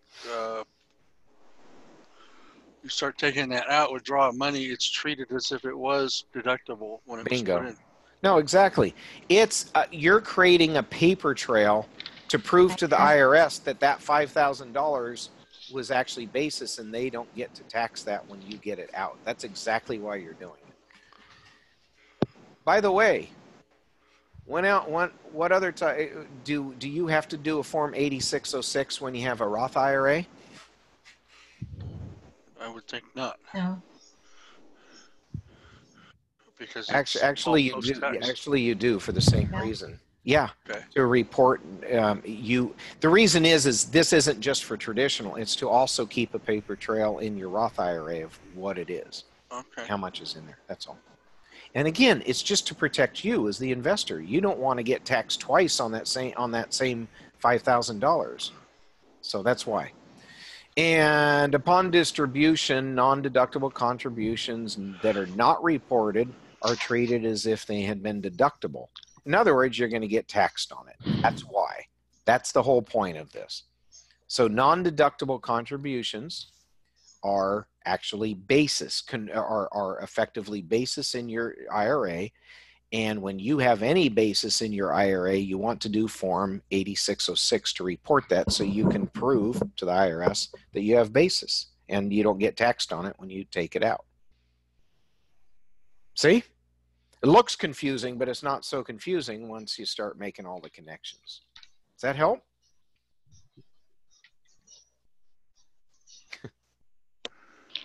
Hello, everyone. Are you all there with me? Yeah, James, non-deductible, traditional, or Roth IRA contributions, they are both called basis, right? Yeah, but in a Roth IRA, 100% is basis that you put in. And yes, in a But you're still traditional required IRA, to file that Form 8606. it's a little bit, I want to be careful not to confuse you on this. The answer is yes to your question. It really is straightforward, yes. In a traditional IRA, but I want to add a little bit to it. A traditional IRA, the non-deductible part is basis. Everything else is not basis and will get taxed when you pull it out. In a Roth IRA, it's 100% basis. What you put in is post-tax, it's 100% basis, but there's an additional part to it. The interest that you earn, you're not going to get taxed on, even though technically that's not basis, but that's the uniqueness about a Roth IRA. Yeah. Good question. But you will use only Form 8606 Yes. for Roth IRA. And to report basis in your traditional IRA. Okay. Yeah, so you use it for both. Just think of 8606 as a reporting. There's no taxes or anything on this. It's a reporting thing to the IRS, and it's to protect you, so you have a paper trail to prove to the IRS how much basis you have. Okay? But in your table, you did not put Form 8606 on traditional column. Oh. Okay. Yeah. We will add. Yeah. Okay. Yeah. You could do that. Well, keep in mind, a lot of what I was doing with this is just really trying that thing, as I was really trying to make sure you understood how stuff gets reported to you and when you put stuff onto the Form 1040. The 8606 does nothing to calculate taxes. It's reporting only so that we keep track of your basis. That's all. So yes, you're correct. Okay, ready to move on from this? You bet. Okay. We've already talked about this. It's going through the 8606 again and why you use it. So just a quick look at it. Example, Tilia has a non-deductible IRA contribution of $320. She had a $6,500 IRA contribution minus the IRA deduction that she was allowed. So some of it was disallowed. The Garcias have not had any non-deductible IRA contributions in prior years. So there's the $320 that she was not allowed, and they're just calculating through it. Now, again, they're not going to ask you on a test to actually do this. Would it be good once you have some credentials under your belt to spend time with these things? You bet, to kind of learn what's going on, but a computer will do a lot of this for you, but it's still good to know.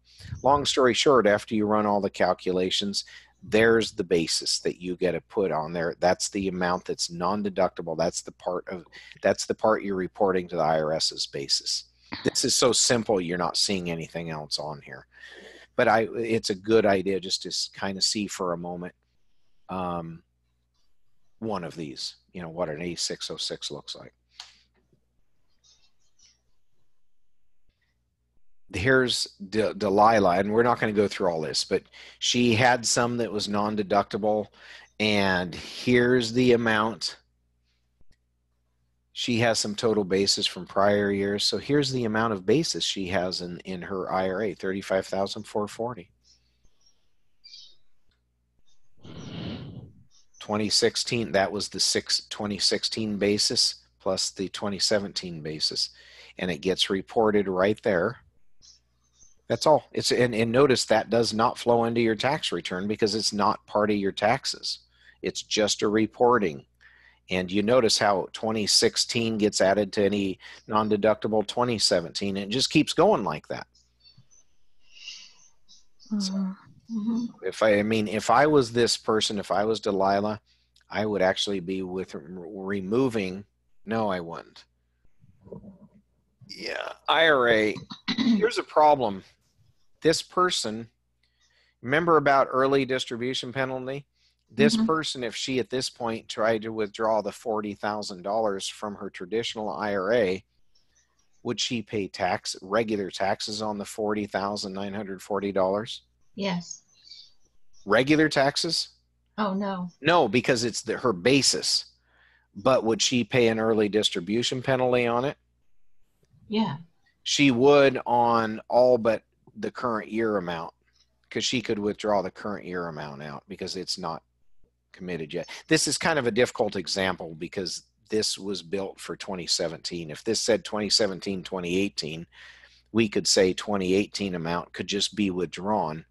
But anyway, that's getting too deep into this. I just wanted to show you, though, what the form looks like and why you're doing it. It's so you can keep track. But notice, here's the point. It's adding up your basis year after year so you keep track of it. That's why you do this form. And the IRS has a copy of it, too. Now, let's say Barney, 32, opened a traditional IRA and contributed $5,000. Because Barney received taxable compensation for the year that is more than the maximum allowed for making deductible contributions to his traditional IRA, he is only allowed to deduct $3,500 as an adjustment to income. How much is Barney's basis in this account now? $1,500. Exactly. The $5,000 minus the amount he could take as an adjustment leaves him with $1,500. What form is he going to have to file? 8606. Perfect. And how much is he going to report as basis on that 8606? 1,500. That's right, 1,500 plus any amounts of basis he had from prior years. That would get added in.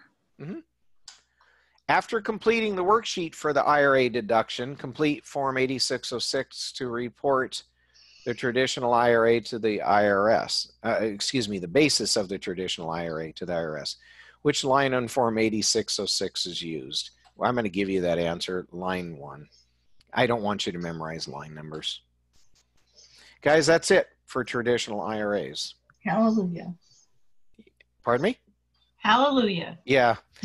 Look, traditional IRAs, we just introduced that last session and all of that. That's why we spent a little more time, because that's kind of some brand new material for you. But you can see as an adjustment, it's not that complicated. So let's look at student loan interest deduction. What line is that on? Reported on, I mean.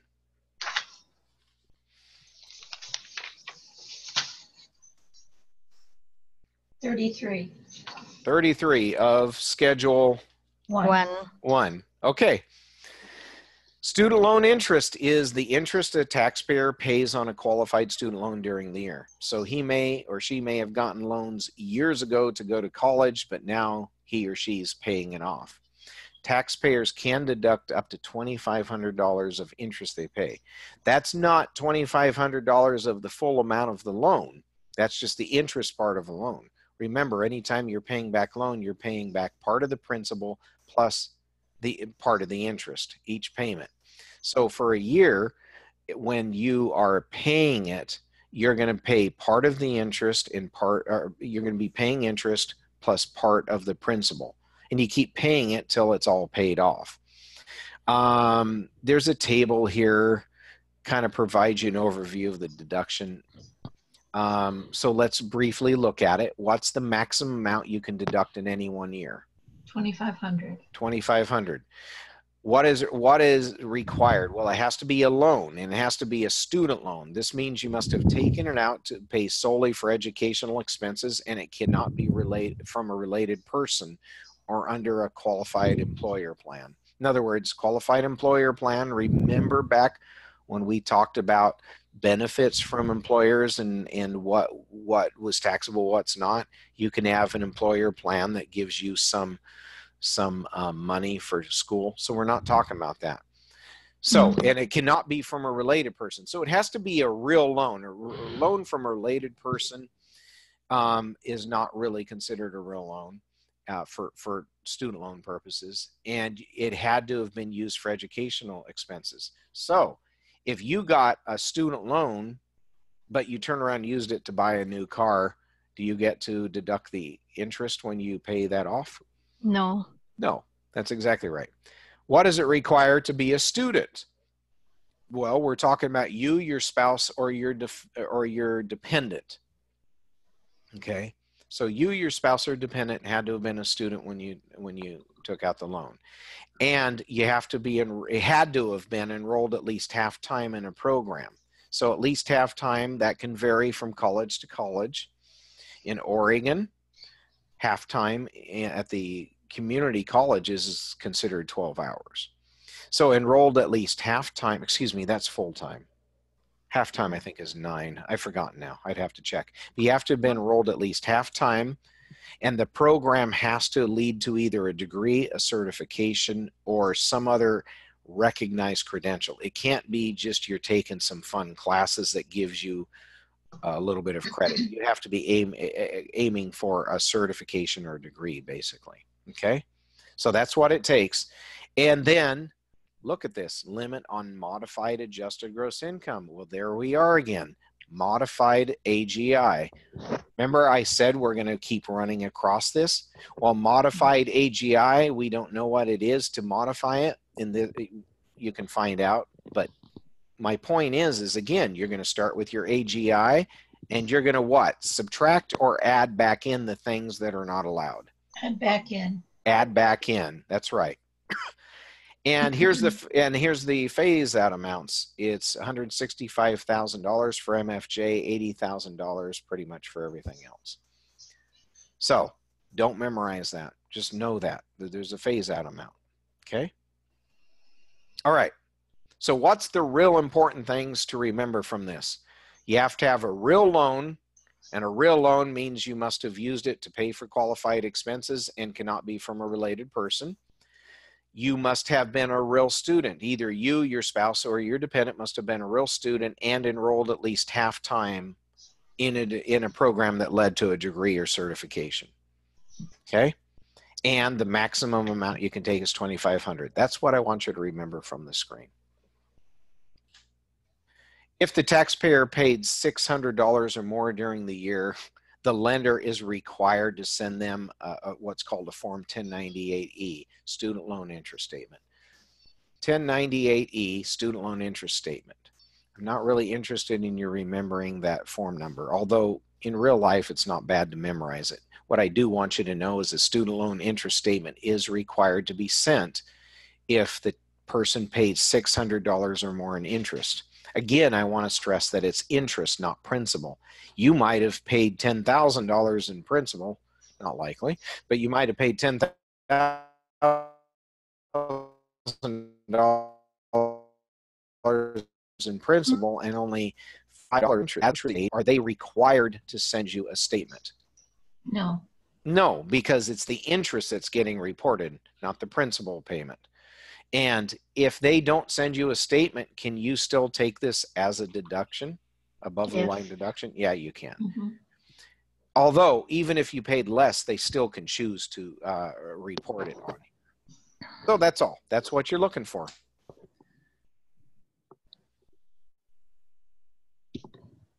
And okay, so what does it take for don't worry about all this. We've already covered this. There's a lot of repetition in here. Modified AGI for this deduction is AGI before student loan interest deduction. So we take our AGI and add back in what? The student loan interest deduction. That you would have otherwise taken. That's right. So keep in mind, anytime you're doing a modified AGI and they say don't include what you're calculating, we're calculating student loan interest deduction. How can you calculate it if you can't include it? Just ignore it. Don't include it in the AGI. That's all. I know it's kind of weird because how do we know how much to include? Well, that's what's weird about it. Always start with just excluding. Don't include in the AGI the student loan interest deduction. That's the only thing you got to worry about for modified AGI. Do not include student loan interest deduction in that modified AGI. A taxpayer who's being claimed as a dependent by somebody else cannot take this. So here's something that's interesting. Let's say a parent has been, helping their 20-year-old son go to college for a couple of years, and now the son's, say, done and starting to pay back student loan interest. If the parent is claiming the son on the return, who gets to take the student loan interest deduction? The son or the parent? I'd say the parent. That you're right. The son can't take it because he's a dependent. He's on their return. They get to take this student loan interest deduction. That's exactly right. Okay. I'm not going to worry about all this detail here because I think we've covered it basically.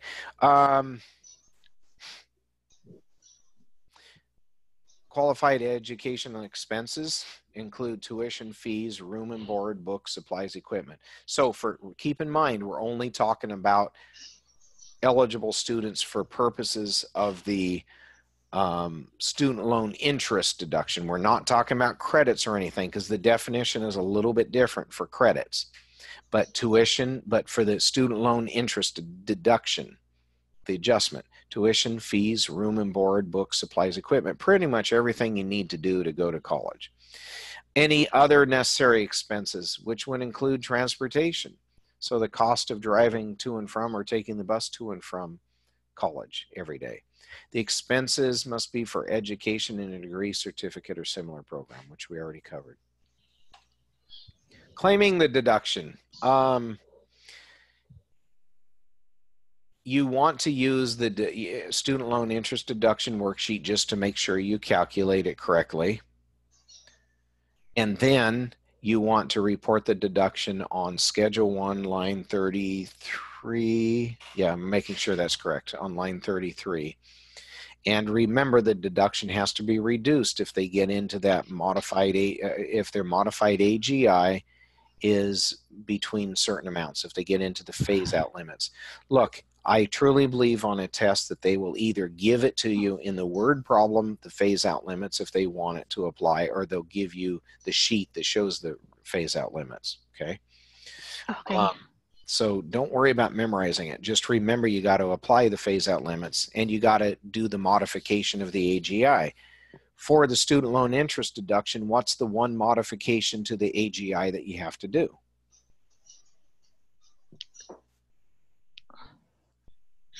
Student loan interest deduction. Yeah, the only modification you have to do is the student loan interest deduction itself.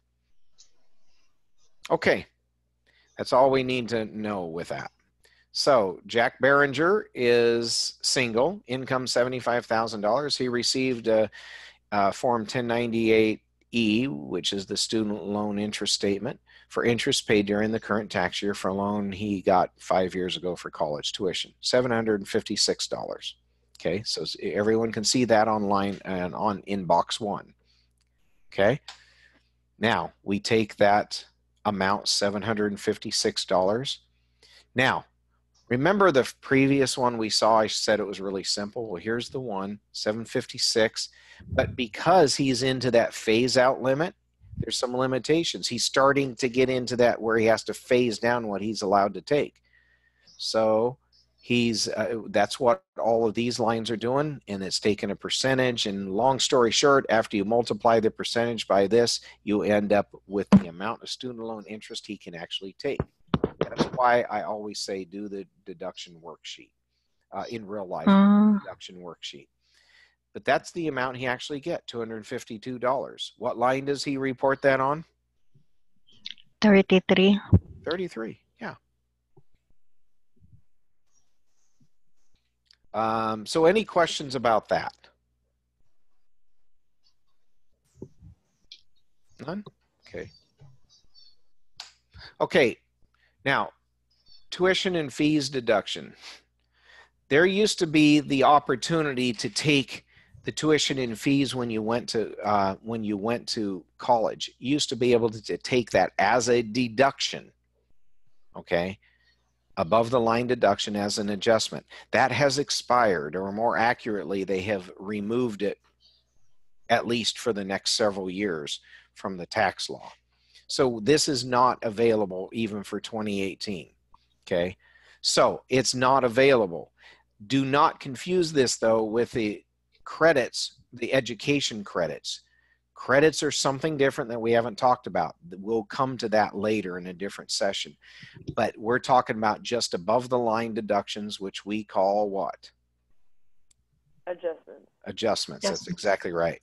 So I'm not going to get into that. I just wanted you to know that there used to be tuition and fees deduction. We're not going to use it for that.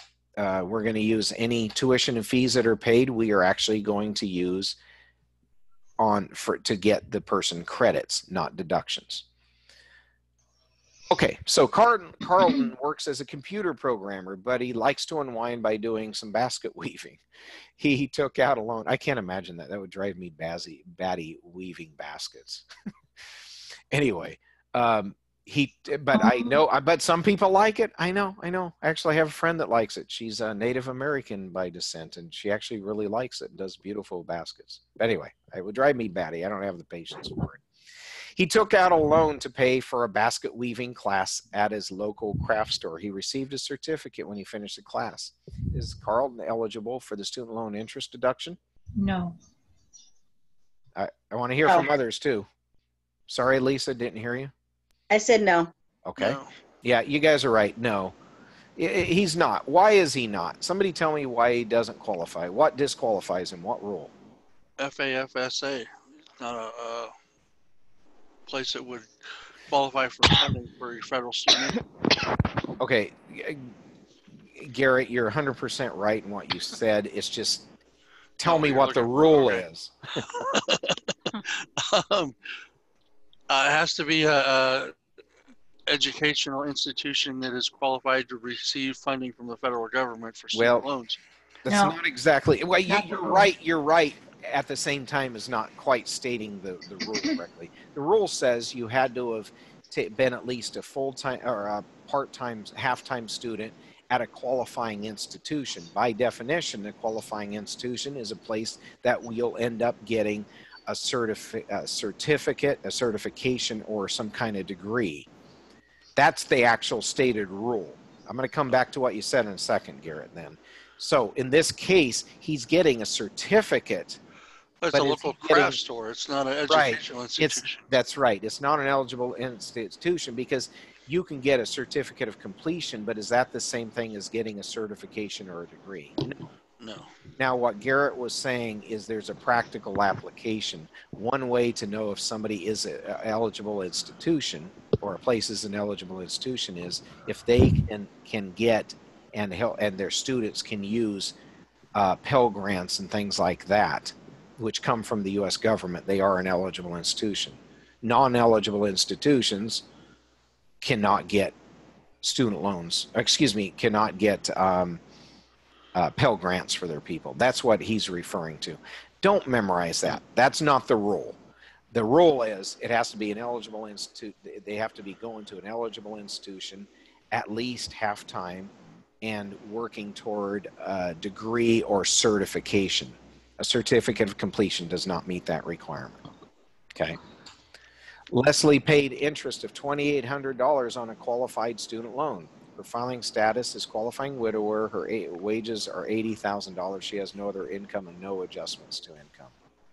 How much is Leslie's student loan interest?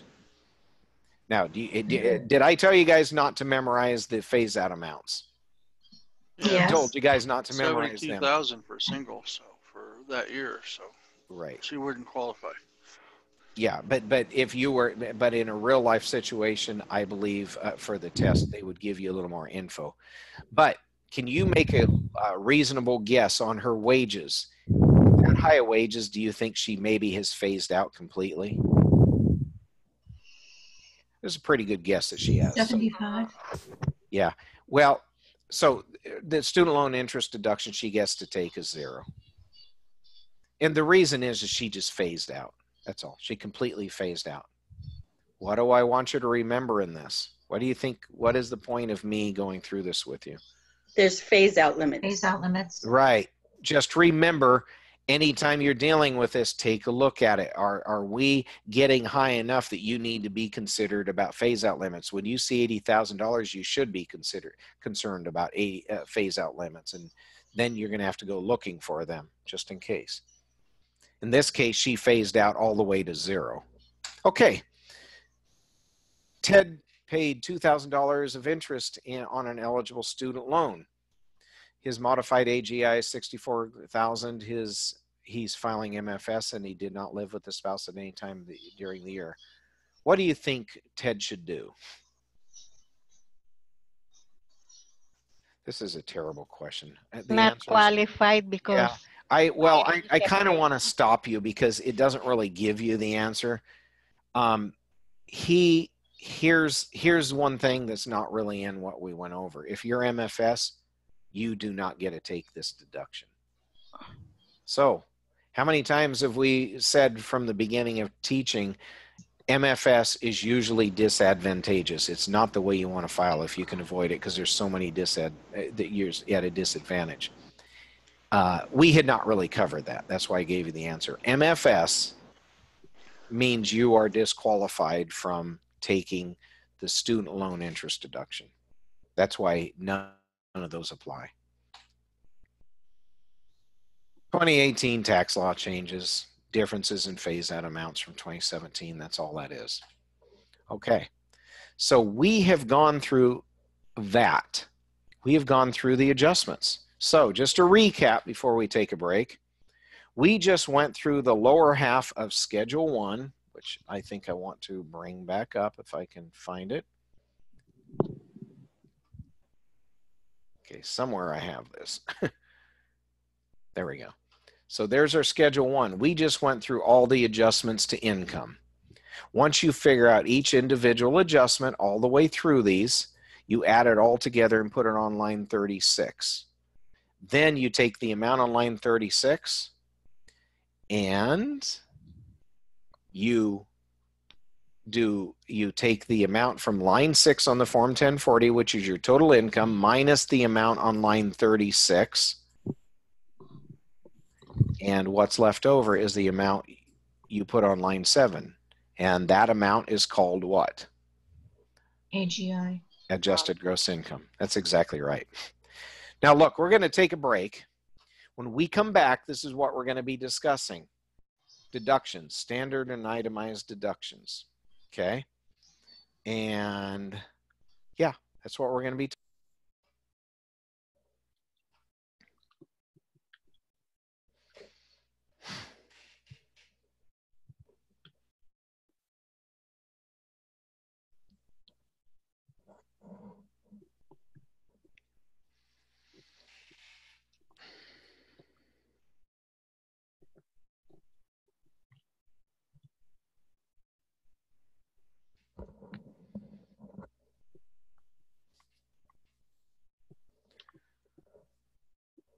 Garrett, are you back yet?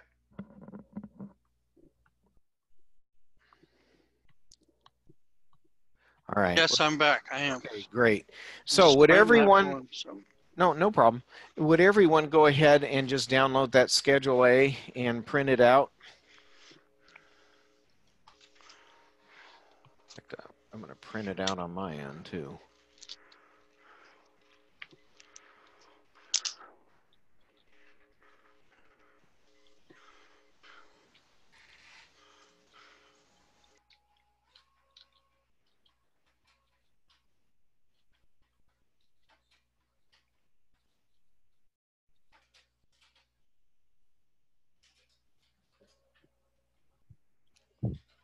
Okay.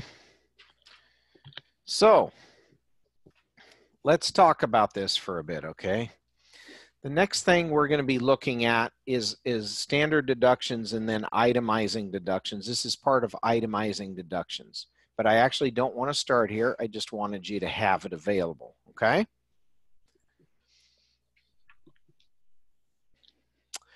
And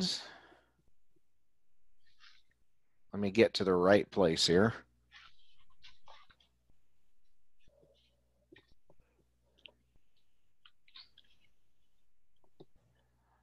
I've got to bring up another form that I forgot.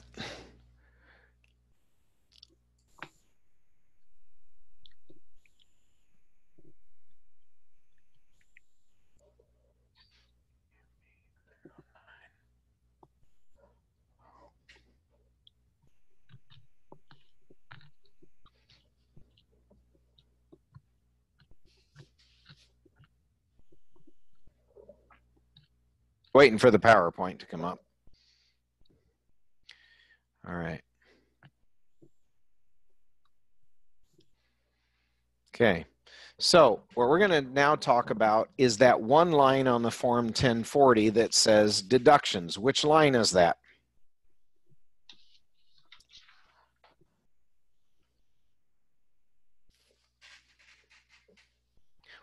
So take a look at your form 1040. 8.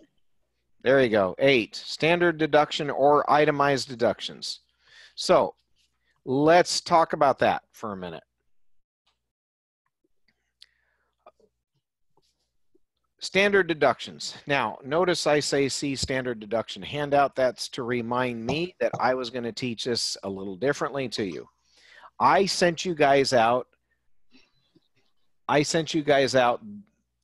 I'm going to bring it over here so you can see it. I sent this out to you earlier. Does everybody have this? No. Okay, I don't have it. I'm sorry, say again? You don't have it?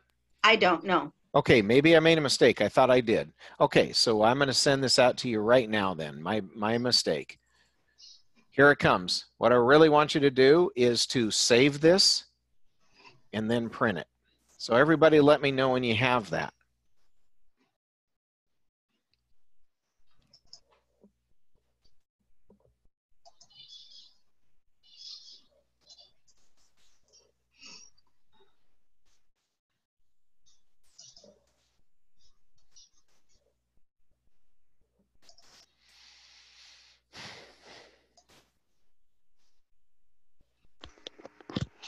I have it. I'm printing it right now. Okay. I'm printing it right now as well. All right. Same here. All right.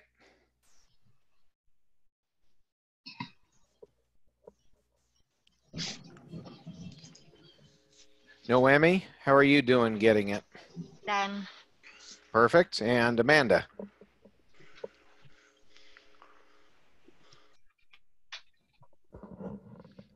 Amanda, were you able to get that? She may be running somewhere to pick it off. Yeah, I got it. I got it. Perfect. Okay, so I do have it on the screen, but I want you to have it in front of you so you can make notes. That's why I wanted you to print it. So we're going to talk about, first of all, is standard deduction, okay? Give me just one moment longer. Okay, so standard deduction. Now, you have the standard deduction for most people. We're going to go with the easy one first that covers most people. Okay, that's the one here. So standard deduction is based on a couple of things. It's based on, first of all, on your filing status, what your filing status is, and also whether or not, what your age is and whether or not you're blind. So age and blindness means, are you 65 or older? And blindness means, do you meet certain legal requirements for blindness? So let's do this. We're going to not focus on this column, the right column, first of all. We're going to focus just on this. So let's say you're single or MFS, married filing separately. What's your deduction amount? 12,000. 12,000. 12,000. Perfect. Head of household, HOH, what's the deduction amount? 18,000. 18,000. MFJ or qualifying widower. 24,000. 24,000. Right. And these are amounts for tax year 2018.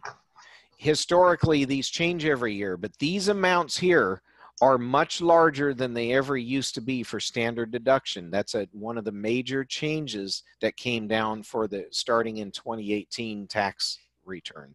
Those tax law changes change these amounts. There's all sorts of reasons why they changed. We're not going to get into that.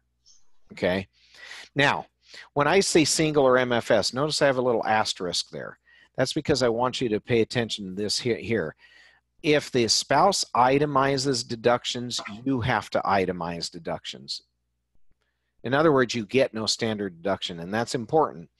If both spouses are just taking a standard deduction, they can take a standard deduction. But if one of the spouse itemizes, the other spouse has to itemize. That means the other spouse gets no standard deduction. Okay, that's important to remember that rule. There's a good chance you will get a question related to it, either asking the question directly, or they might say, Jack and his ex-spouse, Jack and his spouse Jane are married filing separately. Jack itemizes his deductions. How much is Jane's standard deduction? What would the answer be in that case? Well, no standard deduction. 0. That's the answer. 0. That's right. No standard deduction. If one spouse itemizes, they both have to itemize. Neither of them take a standard deduction. That's important to remember that. Now, so those are the normal deduction amounts, but you get some additional amounts for certain things. What are they? One of them is you can add additional amount for each taxpayer that is age 65 or older. Okay? So we're talking about each taxpayer. So if there is only one taxpayer, you get one additional amount. If there are two taxpayers, you get two additional amounts. So up here, let's take a look at the single. If the person is single and is 67 years old, they're going to get an additional $1,600. So what's the total amount that individual would get to take as a deduction? 13,600. 13,600. That's right, 13,600. That's exactly right. It's the normal deduction amount plus the additional amount because this person was 67 years old. Okay, now let's do another one. Let's say Jack and Jill are married. They're MFJ. Jack is 67 years old. Jill is 60 years old. What is going to be their standard deduction amount? 25,600. Could you, okay, I want each of you to answer separately. I'm not sure what I heard there. Me, 25,600. Okay, what's the additional amount there that they get? 25,000. 1,300, sorry. That's right. So what's the total amount that they get? 25,300. There you go, 25,300. That's exactly right. It's the normal 24,000 they get for being married, filing jointly, and then they get one additional amount because he is over 65, 80, right? So they get one additional amount. Now, what if Jack and Jill are both over 65? Do they both get an additional amount each? Yes. Yes. Yes. So what is the total amount of their deduction then? 26,600. 26,600. That's right, 26,600. It's 24,000 plus 1,300 plus another 1,300 for her. That's exactly right. Now, there's also an additional amount you get for blindness. There's a definition for blindness, though. You have to have a field of vision of 20 degrees or less. That has to do with how wide can you see. A 20-degree field of vision is really, really narrow. Okay, so you have to have field of vision of 20 degrees or less, and that the best vision you've got, even with glasses and other corrections, is 20/200.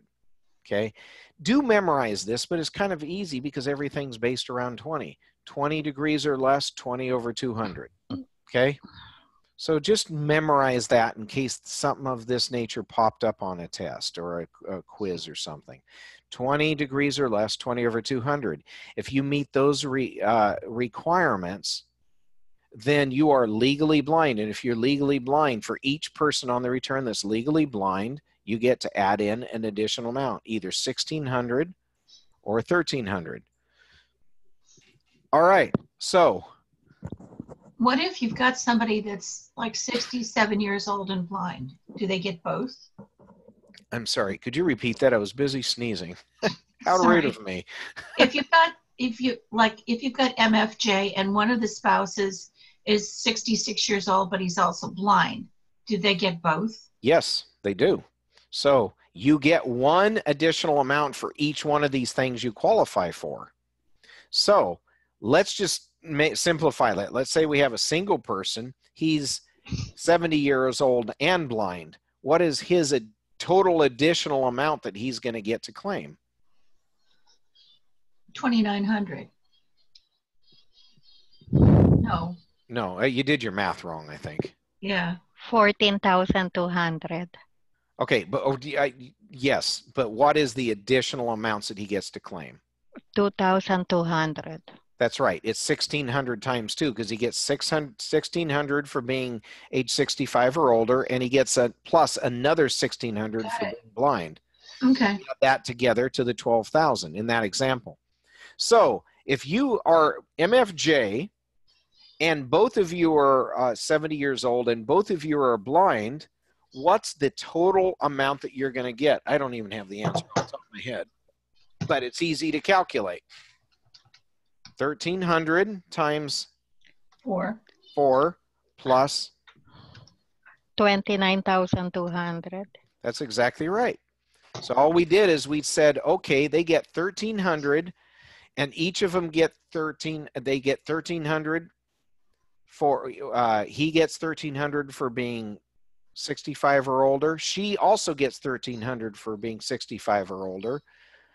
Plus they each get another 1,300 for being blind. You add all that together with the 24,000, you end up with 29,200. It really works that simple. Okay. So you have somebody filing head of household. She's 46 years old and she is not blind. What is her total deduction amount? 18,000. That's correct. Okay. Head of household, 66 years old, not blind. What is her total deduction amount? 19,600. That's correct, everyone, because everyone was getting that. That's good. Single person, 22 years old and blind. What's his total deduction amount? 13,600. Okay. Now, Noemi, I'm going to I want some others to answer too, okay? Okay. So let me get it. No, you're doing great, but I want to make sure everyone's getting it. So MFJ, both people are 50 years old. One of them is blind. What's their total deduction amount?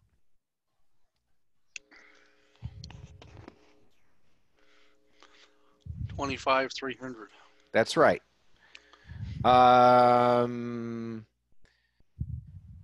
MFS and one spouse does take a standard deduction. The spouse that you're working on that's doing it is under 65 and not blind. What is his deduction amount? And I remember I said both spouses are going to take a standard deduction. Neither of them are itemizing. 12,000. 12,000. That's right. In other words, as long as both spouses are taking itemized deductions, they get the deduction amount of 12,000. You have a single person. He is 66 years old and blind. What's his deduction amount?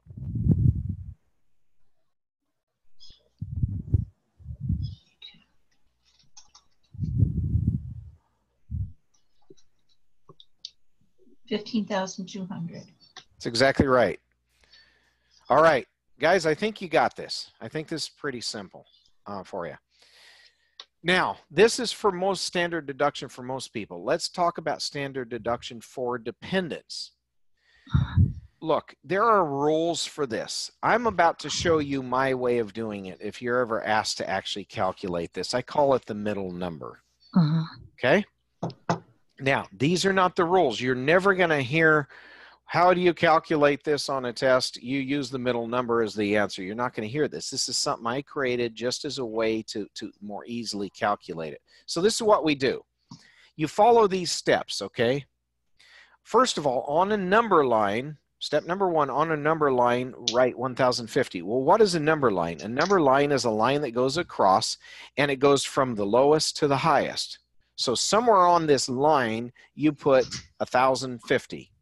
Okay? Then on step 2, on that same number line, write the standard deduction amount for the dependent's filing status. Okay? So if the dependent is single, how much do you put on that number line?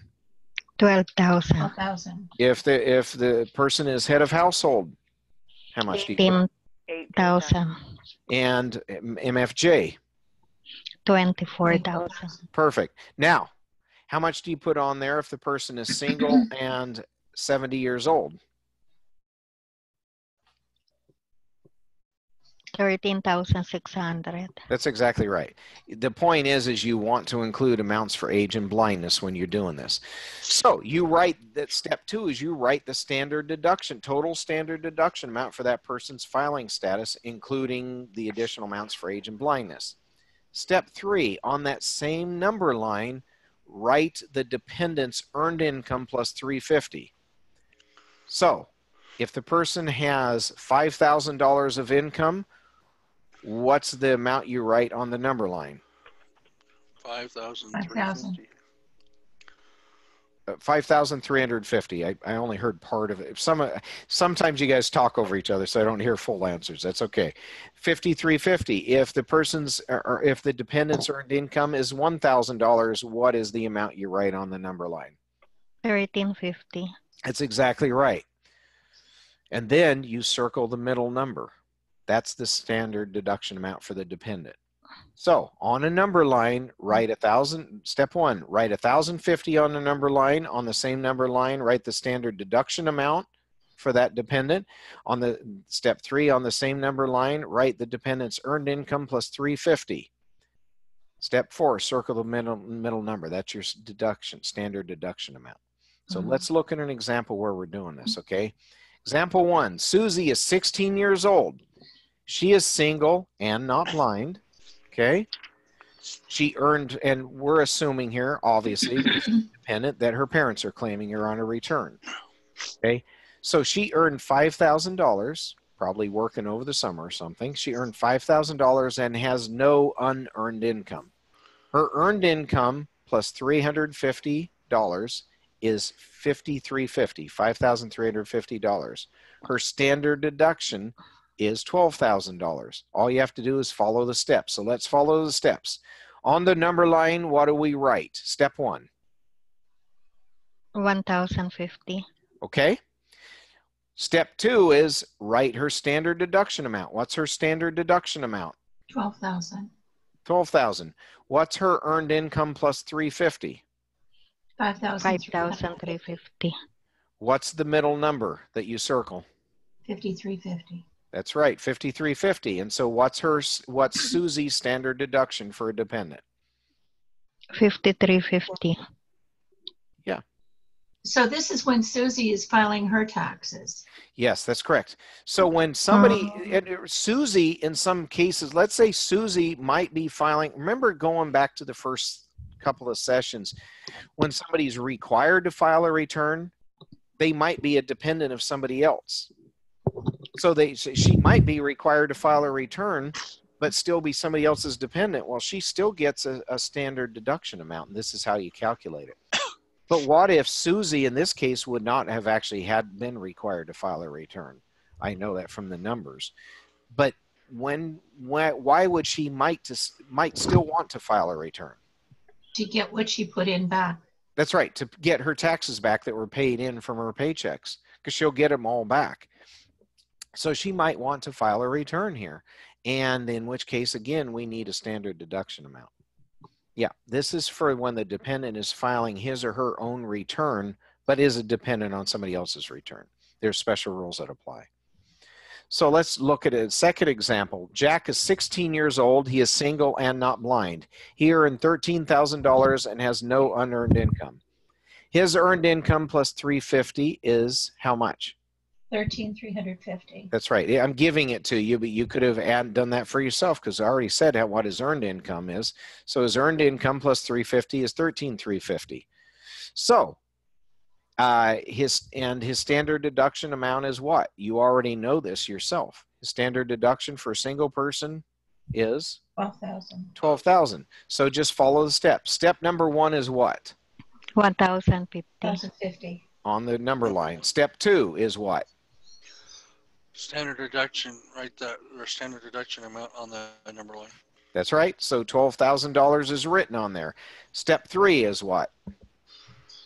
Right, the earned income plus $350. That's right, on there. And remember, it has to go from lowest to highest. And then step 4 is what? The middle number. Circle the middle number. So what's what's Jack's standard deduction amount for a dependent? $12,000. $12,000. Do you see? My question is, would he still be a dependent if he earned that much money? No.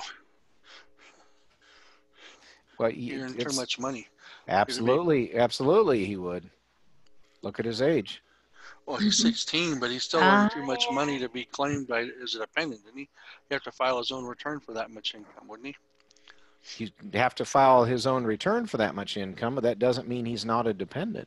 What are the rules for dependency? Remember, we spent a whole session going over my way of teaching you dependency rules. Go back to them. What's the memory aid for the general dependency test? RARS. Nope, not that one. Dog jumps creek, sorry. Dogs jump creeks. What does the D stand for? Dependent. Dependent. Dependent taxpayer test. Is the person filing the return, the taxpayer, a dependent on somebody else's return? In this case, it'd be yes. Yeah, that would be in this case, but let's think from his parents' perspective because that's what we're talking about. Are his parents dependents? No. J in Dogs Jump Creeks. J, what does that stand for? Joint return. That's right, which means is the dependent filing a joint return with somebody else? No. Is Jack married? No. Okay.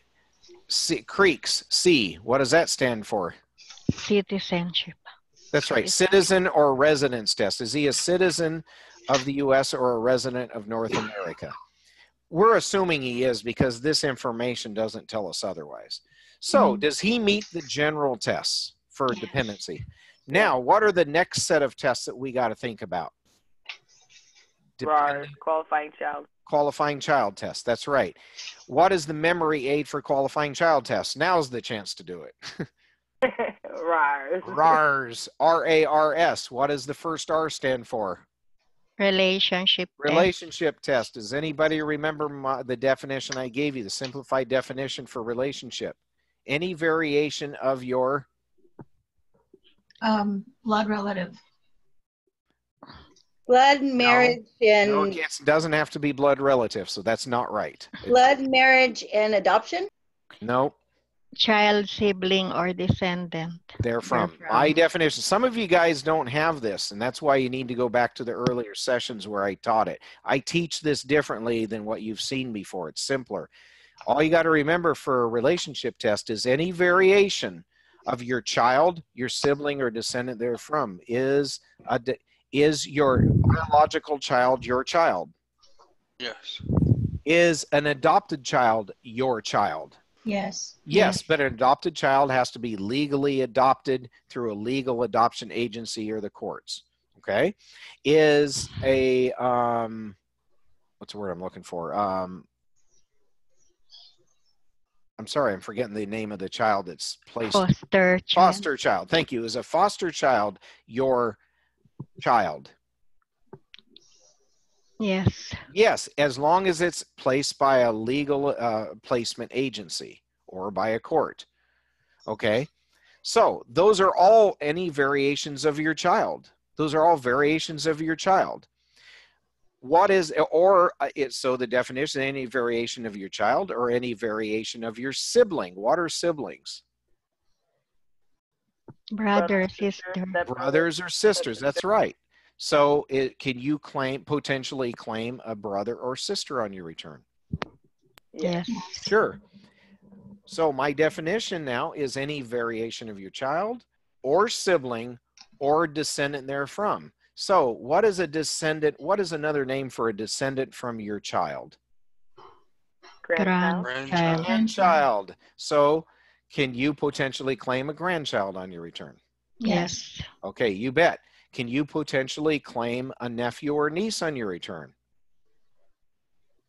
Yes. This is Yes. a descendant of your brother or sister. That's right. It's it's a descendant of brother or sister. Guys, the definition for relationship is that simple. Any variation of your child or sibling or descendant therefrom. That's it.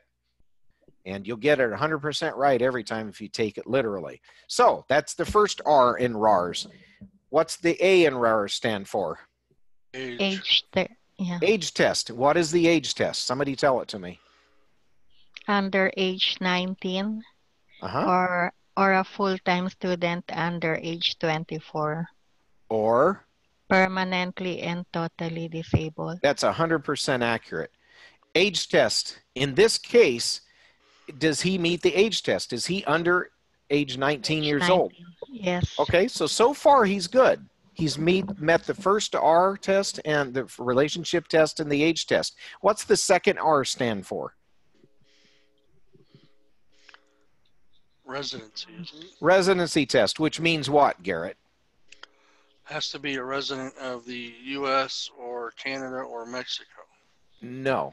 That's the residence test as part of the general test. Well, it has to reside with you at least. There 6 you go. months of the Exactly. Exactly. That's the one. Residence test says the dependent had to have lived with you for at least 6 months during the year. That's what it says. We are assuming from here that he meets that test because it doesn't say anything about his residence. We're assuming he does. So what does the S stand for in RARS? What test is that? Support test. Can somebody tell me what this support test says, and do not confuse it with the qualifying relative support test? You have to support them over half. You have to have over half do it over half their support. Okay, so Lisa, let me help you here. Not meaning to embarrass you, but what you just described was a support test for a qualifying relative. See, and this is why we're helping. Because the support test for qualifying child says you as the parent, you as the child must not have provided more than half of your own support. You as the dependent could not provide more than half your own support. Okay. Whereas, to make a distinction, qualifying relative test says you as the parent or the taxpayer must have provided more than half of the support for the dependent. Do we see the distinction? Does everyone see that distinction to here? Yes. By the way, that's what is creating all this confusion. Yeah. Okay.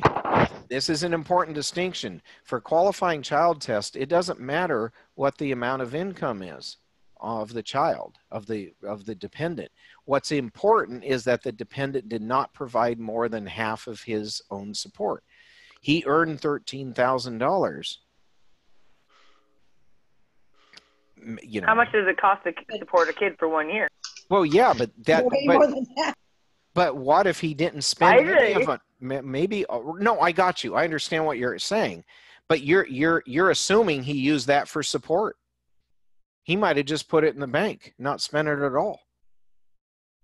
Okay, He gotcha. must not have provided more than half of his own support. If he doesn't use that money for his own support, it doesn't count.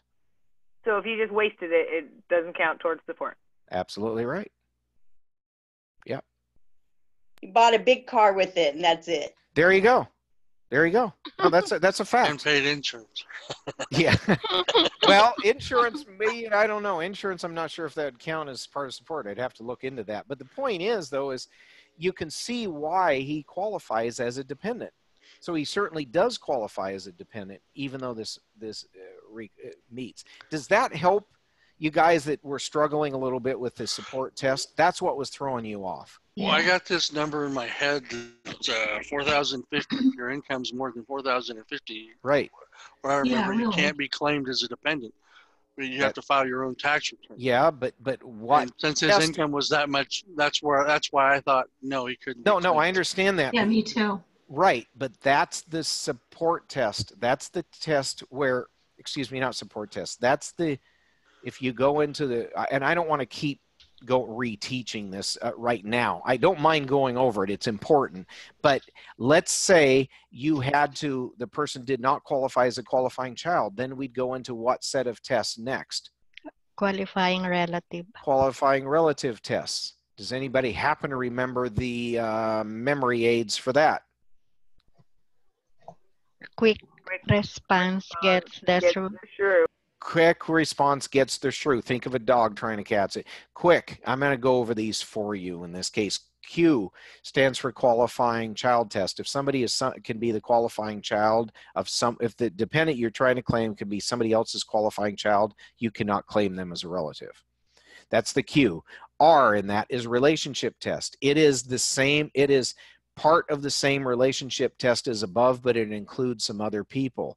My definition, any variation of your child, sibling, in-law, parent, in-law, or descendant therefrom, or aunt and uncle, or somebody who lived with you all year as a member of your household. That's the definition. It's a simpler definition than what you've heard anywhere else. And it's all in there. It's all available to you in previous sessions, and I'd be glad to make sure you get the handout too on it. But just know that that's the definition. So Q, R, G for gets. That's gross income test. That says the dependent could not have earned more than a certain amount of gross income. It used to be standard, excuse me, it used to be the personal exemption amount. They did away with personal exemptions, but that amount used to be $4,050. Garrett, that's where you're getting the $4,050. Yeah, because that's what I learned last year when I learned the code, because we learned 2017 tax law. Yeah, no, that's exactly right. That's right. Here's Okay. the point that I want you to hear. Yeah. You've got to, this is why I harp on, go and memorize every step of that handout that I gave you for determining whether or not somebody is a dependent. I'm telling you, you're going to run into it over and over and over and over and over again, both in tests and in real life. That is the single most important handout to help you both in a test and real life. Okay. Because you got to know this stuff, and this is what's confusing you. Because a lot of people get those tests mixed up. The way I've laid it out for you, though, I guarantee you, if you start from the top and go step by step through it, you'll get it right every time. Okay. Okay? Yeah. Now, does that help everyone? And those of you that haven't not been introduced to it, you should get that from me. Okay? Okay. All right. So, guys, this is the standard deduction for a dependent. This is not the way you'd answer it in real life. The things you'd know in real life for a test are 1,050. You know, that's the minimum standard deduction amount that anybody could take, as you can see. That's the minimum they could take. The maximum they could take is always the standard deduction for their filing status. 12,000 or 12,000 if they're single, plus an additional amount for age or blindness. And then so that's all. And I wanted you to see in this example down here how the 12,000, in this case, it was earned income plus 350 was a standard deduction, but because the numbers were different in this example, it's 12,000. So it can change. Okay? Any questions about standard deduction amounts? Because that's really all you need to know. Okay. And when talking about prepping for a test, I would go ahead and memorize these standard deduction amounts and then the additional amounts for age and blindness. I would do that. They might give it to you. There's probably a pretty good chance they would give it to you. But if you memorize it, it's already going to be there in your head and you can work with it really fast, move on, and save time. Those are easy amounts to memorize. And if you can memorize it, it'll help you taking the test because you won't spend extra time just trying to look at the right sheet or find the right information. Okay, so are we good on standard deduction amounts? What do you guys think? I think so. Okay. So again, looking back at the 1040, I want to relate everything back to the big picture. On the Form 1040, line 8, you can take a standard deduction amount or itemized deductions. Itemized deductions means there are certain things that the IRS allows you to add together. In other words, itemize, list, but you have to follow their rules. And when you get done adding them together, you know, listing them and adding them together, if that amount comes out more than your deduction, standard deduction amount, then you take the itemized deduction because it's going to help you more. Right? Right. Yes. Okay. Okay. So this is where we move into PowerPoint. So we already talked about the standard deduction. We're done with that handout. So let's do a quiz here. Fran is 40 and not married, and her filing status is head of household. What is her standard deduction? 18,000. 18,000. 18,000. Perfect. William is 67 and Leslie is 64. They're married. Their filing status is MFJ. What is their standard deduction amount? 25,600. No. Oh, it's 300. You're close. 26,200. Check that again. Again. 300. Yeah. 26,200, isn't it? Okay, guys, work it out. 20. 25,300. Yeah, 300. Okay. 1,300. What is their basic filing standard deduction amount? 24,000. What is their additional amount? 1,300. 26. Okay. So the total amount is 25,300. Be very careful. More than once, people are accidentally looking at the wrong additional amount on the wrong line. Mm-hmm. Okay. Be very careful. That's how you're making that mistake. That's all. Okay. Yes. All right. Carol, 35, is married and her husband is married, and she and her husband is married filing separately. Her husband does not itemize deductions on his return. What is her standard deduction amount? Okay. 12,000. 12,000. You guys are right. 12,000. Okay. Yeah, that's exactly right. Christopher Rake is 20 and blind. He's not married and his filing status is single. What's his standard deduction amount? 13,600. Perfect. That's the 12,000 plus an additional amount of 1,600 for being blind. Eddie is 45 and Beverly is 46. She's blind. They are married. They're filing jointly. What is their standard deduction amount? 25,300. Do your math again.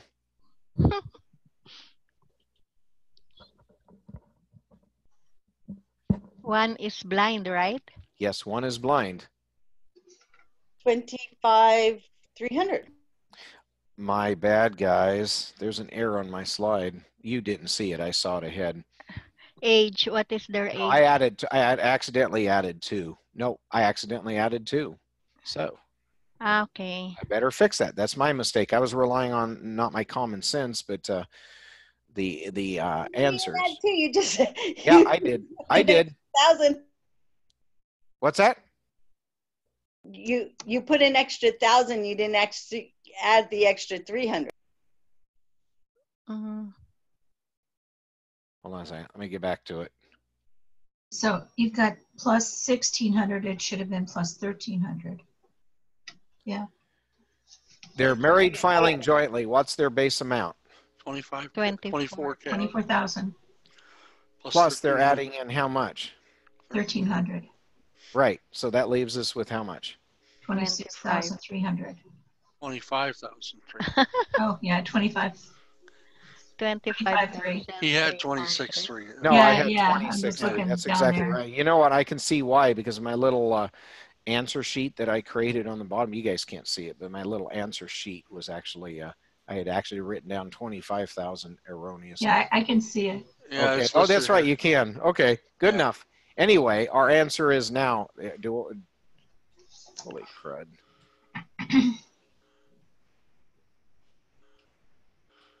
There we go. Now I got the right answer. Now, Lala is 18. She can be claimed as a dependent on her parents' return. Her filing status is single. She received wages of $4,300 and interest income of $850. How much is her standard deduction? 12,000.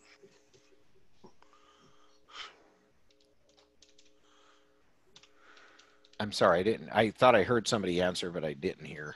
12,000. 12,000? Does everyone agree with that? 5150.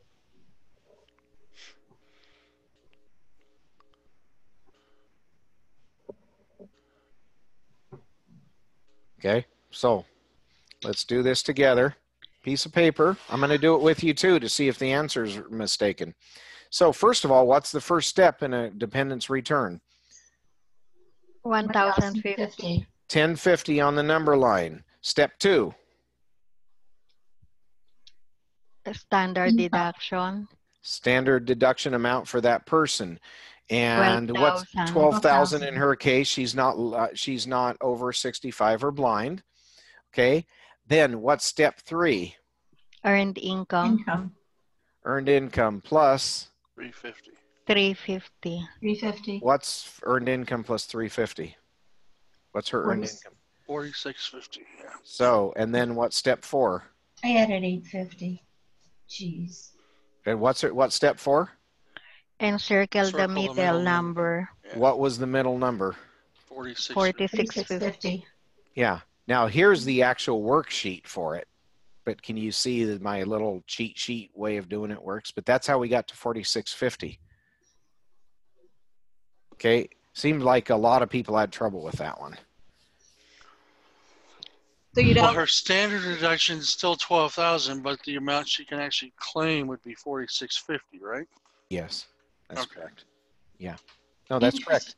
The That's what I interest said. income is 350, not 850. The interest income was 850, but it's not earned income, so it's not included. Yeah, guys, interest income comes into play, but I've kind of got it fixed in there. If you're uncomfortable with the shortcut, you can always use the worksheet and you'll still get the right answer. It's their income plus $350. Yeah. Earned income plus 350. What it really is boiling down to is they're just giving her enough of an if you're between the certain amounts, they're giving her enough of a standard deduction to wipe out her income. That's all they're trying to do. Yeah. So, okay. So now that's standard deduction. Now we're going to talk about itemizing deductions. Now, does everyone have that Schedule A printed out that we talked about? Yep. Okay. So I want everybody to look at their Schedule A for a minute, and I'm actually going to pull it up on the screen here so we can look at it together. Just got to find it. There we go. Here's the Schedule A. First part of the Schedule A is medical and dental expenses. So we're going to talk about that and what the rules are. Then there's taxes you paid. We're going to talk about that. And there's different kinds of taxes that go into it. Line 5 is state and local income taxes. Excuse me, state and local taxes. It can be state and local taxes or general sales taxes on 5A. Okay. 5B are real estate taxes. 5C are personal property taxes. 5D is just adding all that together. 5E is just limiting the amount to us. There are some limitations on it to $10,000 or half that for MFS. Line 6 are other types of taxes that might be included in there. For example, foreign taxes that you paid to a foreign country might be included in there. Then you add it all together. That's what taxes paid are. Now, interest you paid, that's the next section. Home mortgage interest that you pay on a home that you buy. These, you know, and then you have the type that are reported on a 1098 and Form 1098 mortgage interest statement, and those not reported on a Form 1098. There are points that you pay that you might have paid that was not on a, excuse me, not reported on a 1098. You add it all together. Then there's also some investment interest situations where you've paid investment interest and you get to deduct that. You add it all together and that gives you the interest you paid. Then there are gifts to charity, and there's different kinds. There's gifts by cash, or there's basically cash donations and non-cash donations like goodwill donations. And then there's carryovers. If you weren't allowed to take it all in prior year, you get to add it in here. Then there's casualty and theft losses. Then there's other itemized deductions. So, while we're looking at the big picture, I want to share some major changes to the tax law with you. Up through 2017, casualty and theft losses, there were very distinctive rules that you had to follow to be able to take a casualty and theft loss. For 2018 and later, though, that's pretty much been done away with. It's only available now to federally declared disaster areas. Okay. If you ever have to calculate one, make sure to calculate it on the Form 4684 for the casualty and theft loss. And remember that it's only for federally declared disaster areas. Before 2017 and earlier, in 2017 and earlier, we used to be able to take casualty and theft losses on your personal losses, even if it was not federally declared disaster area. And there are very specific rules on that that can be a little bit confusing. I'm not going to cover that in this course. It is covered in your reading, okay? But I would encourage you to go through it in your reading just to be familiar with it for the purpose that you may end up actually having to do a 2017 return, okay? But I think it's not worth a lot of time to go into this. If you even, I doubt you'll even get a question on this. If you got a question, it's probably going to ask you some question that's testing whether or not you know that you can only take casualty and theft loss for a federally declared disaster area. Okay, that's the only time you can do it. That's probably what they're going to test on. In prior years, they might have had one question in there asking something about how to calculate it. I don't really need you to memorize how to calculate it. I don't think you're going to be tested. Now, does it sound like I'm a little uncertain about that? Yes. They are supposed to, starting July 1st, and by the way, I did check it up during the break. It is July 1st that the IRS starts using 2018 tax code. If they are using 2018 tax code, this is now the tax law, only for the federally declared disaster area. They should not be asking you questions from 2017 and earlier. That's why I don't want to spend a bunch of time on it. But I think it's a good idea for you to read through the material that's there. It's its own chapter. I believe it is chapter 12, if I'm not mistaken. I believe it's chapter 12 that's going to cover this. It's also going to cover other itemized deductions. Look, the biggest other itemized deductions used to be called employee business expenses. These were expenses that you were working for somebody, but certain out-of-pocket expenses for which you were not reimbursed, you could actually take as an expense on your Schedule A. Okay, that's what they used to be, but they've done away with that starting in 2018. So in theory, none of that should be tested. Again, it is in your book, in your reading. So how many of you have actually, and I'm curious just to know, it's okay if you haven't, how many of you have actually read chapters 11 through 13 so far? How many have read all 3 chapters? I've read 11 and 12, not 13. Okay, so you've read 12. You saw this information that I'm talking about, right, Garrett? No, 12 is covering, Unit 12 is covering Standard deduction and deduction. itemize. Yeah, and I'm looking at the list here, specifically where it covers the casualty loss you're talking about. And is it in chapter 12?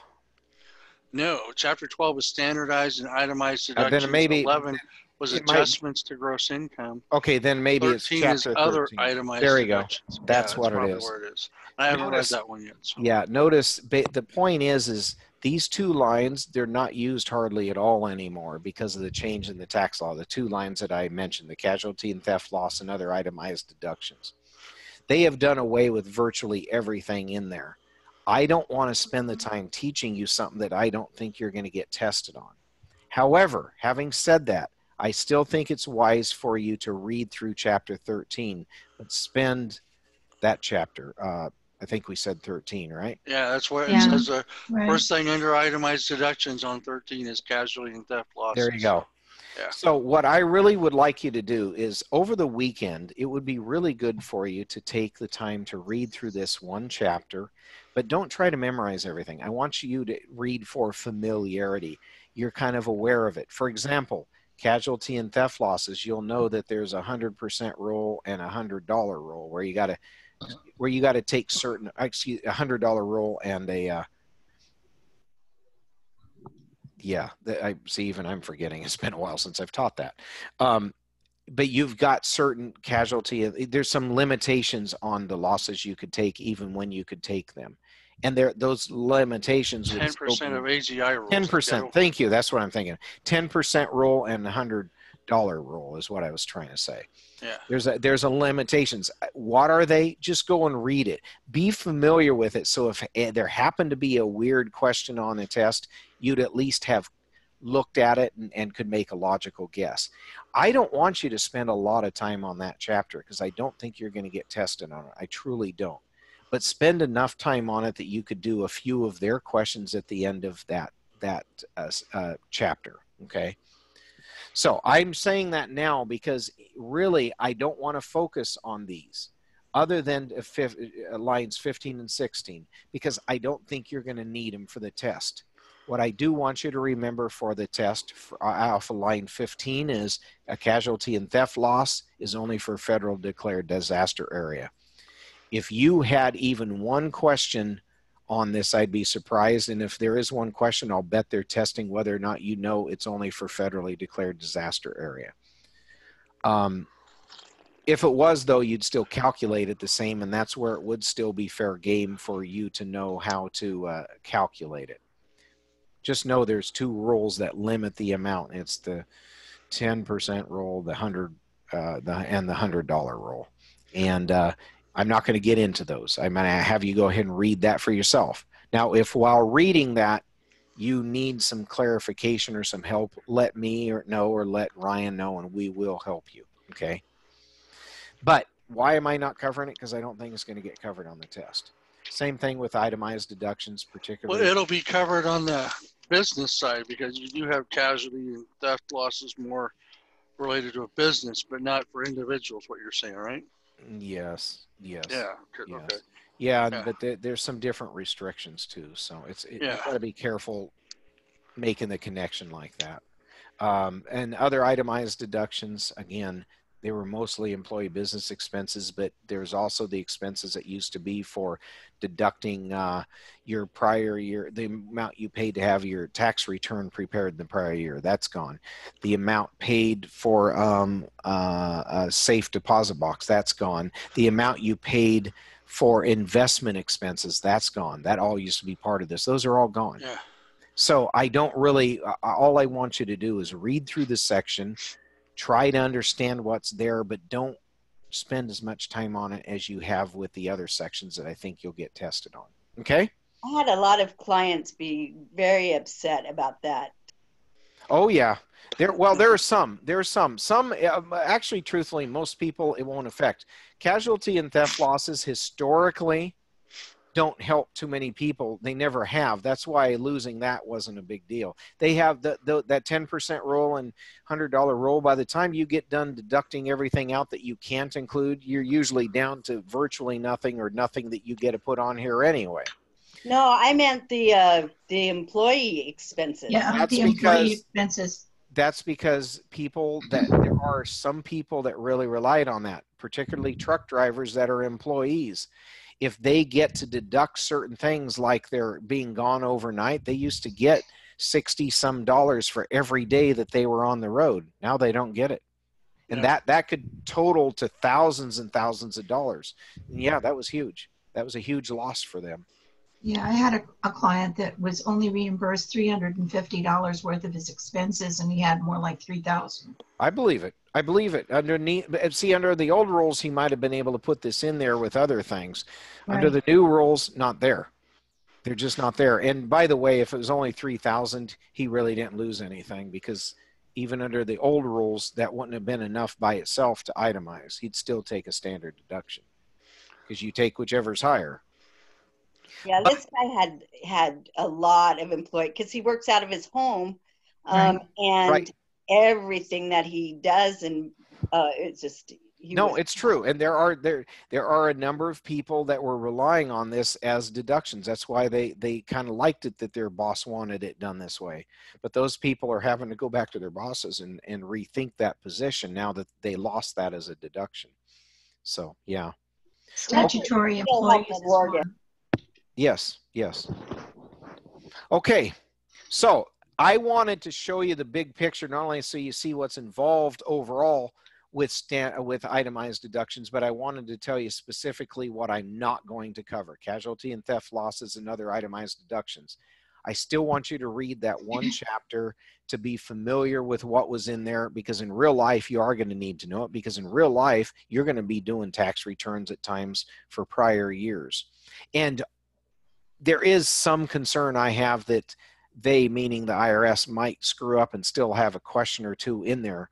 So I would like you to be familiar with it, but I don't want to teach it, because if they do this right, that question should not be in there. Okay? Right. All right, so what are we focusing on? We're going to focus on the 4 things that are on the Schedule A, and as I go through it, I'm going to refer back to the Schedule A. All right. So let me get back to the PowerPoint. And we'll start here in a moment when I can move one of my screens over so I can see it better. Okay, so itemized deductions. So we're only going to talk about the first 4 sections of the Schedule A: medical and dental expenses, taxes, interest, and gifts to charity. Medical and dental expenses. Do not memorize this chart. This comes out of actually the tables done by the IRS, but it has a list of what you can include and what you cannot include. What are some things you can include? Bandages, capital expenses, diagnostics. Look, think of it this way. What you can include is any item that was required for your medical and dental. So what are some required medical and dental expenses? Well, let's start with insurance. The amount you pay out of your own pocket for medical insurance and dental insurance, that you get to add in. Okay, now we're talking out of your own pocket, not the part that your employer pays, but the part that you pay. So let's say you don't even have it available through your employer. You just buy it yourself, and you pay $500 a month in medical insurance. So how much are you going to be able to put on here for the end of the year for medical insurance? $6,000. $6,000. 500 times 12. Exactly right. Now, if it's, let's say you're getting it through your employer, and your employer pays 100% of your medical insurance premiums, how much do you get a claim? None. Okay. What if your employer pays 60% and you pay 40%? Might you be able to claim that other 40% as a deduction? Might you be able to? For those of you that already know payroll. Yeah. Yes, you might be able to. Now, why do you think I say might? I'm gonna answer that for you. Remember pre and post tax? Right. Medical insurance, 90% of the time or more, it comes out pre-tax. So the part that you pay is coming out of your pay before before taxes are withheld. That means you just got a tax break, didn't it? Mm-hmm. So if you got a tax break, do you think the IRS will let you also take a deduction on something they already gave you a tax break on? Nope. Okay. So I want to just pause there for a second. Did that make sense, that pre-tax situation and why you might not include and probably won't include medical insurance paid through an employer.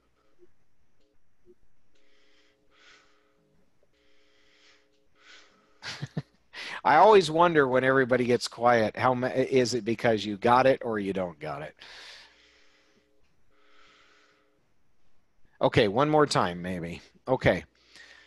Pre-tax. Remember, pre-tax says I got $1,000 and I had $100 taken out. That leaves me with $900. That $900 is what's submitted, I pay tax on is the $900. So I got a tax break on that 100. I'm not getting taxed on a full 1,000 that I got paid. I'm getting taxed on the 900. The $100 that was taken out, let's say, was my part of the medical insurance premiums. So I'm not paying taxes on that $100. So I got a tax break already. I don't get to take that $100 and use it a second time as a deduction. That would be double dipping. The IRS does not allow double dipping. Does that make sense? Yes. You can't take the HSA deduction and then do your medical and dental expenses. Correct. You cannot double dip with the same expenses. That's right. You can take it one way or the other. You cannot double dip. Yes, that's correct. And we haven't really talked about HSAs, so I don't want to go too far into that, but what you said was correct. And if you did not, anyone listening to this did not understand it, just kind of set that aside, okay? HSAs are its own critter that can be confusing. That's why I don't want to get into that right now, okay? All right, did that clarify a little bit better? James, I have a question. Okay, Noemi, go ahead. The part that is on the W-2, the health, is that employee share or employer share? Is You're that talking about the part in box 12 under the letters DD as in dog? Yeah, is that the pre-tax you're talking about? It's neither. It's neither. You don't even have to include that. DD under box 12, okay, W-2, box 12 with the letters DD as in, and I'm clarifying what I mean by that, dog, DD. That is what the employer paid out of their own pocket for your medical insurance. That is a reporting requirement to the IRS, directly from them to the IRS. That has zero effect on your tax return. Now, I'll be honest with you, truthfully, it could have an effect on your tax return for really high expensive insurance plans, but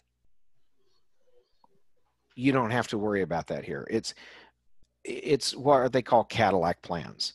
So you cannot see your share, the employee share. You cannot. That's correct. You cannot. Well, unless they happen to report it in box 14 as other information, but normally no.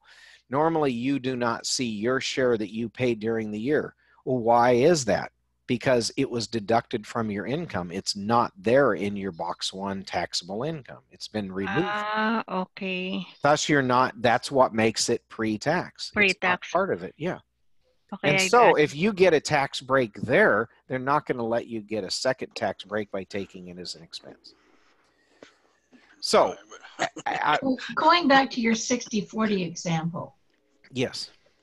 So if your employer pays 60%, you pay 40%, then that's after tax that you're paying it, not pre-tax, right? No, that would be, well, it could be either. It depends on how you're. Oh, I see what you're saying, yeah.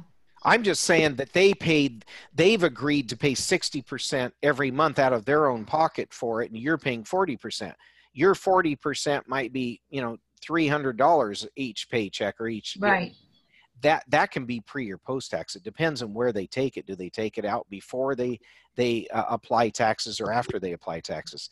I'm going to tell you 90+% of the time it's pre-tax. Okay. Which is huge, because then you don't have to do itemized deductions. You can still get you might not have enough to itemize, and still you're getting the benefit, the tax break for the medical. That's the best of both worlds. So what kinds of things can you include? First of all, what's most important is you include anything that's out of your own pocket that was not reimbursed to you. So any out-of-pocket medical expenses that did not get reimbursed. And then if it's medical devices or medicine or anything, it have to be prescription meds. It cannot be over-the-counter medications. So your copay will be included. Your copay absolutely would be included because that's coming out of your pocket. You're not getting reimbursed for it. Okay.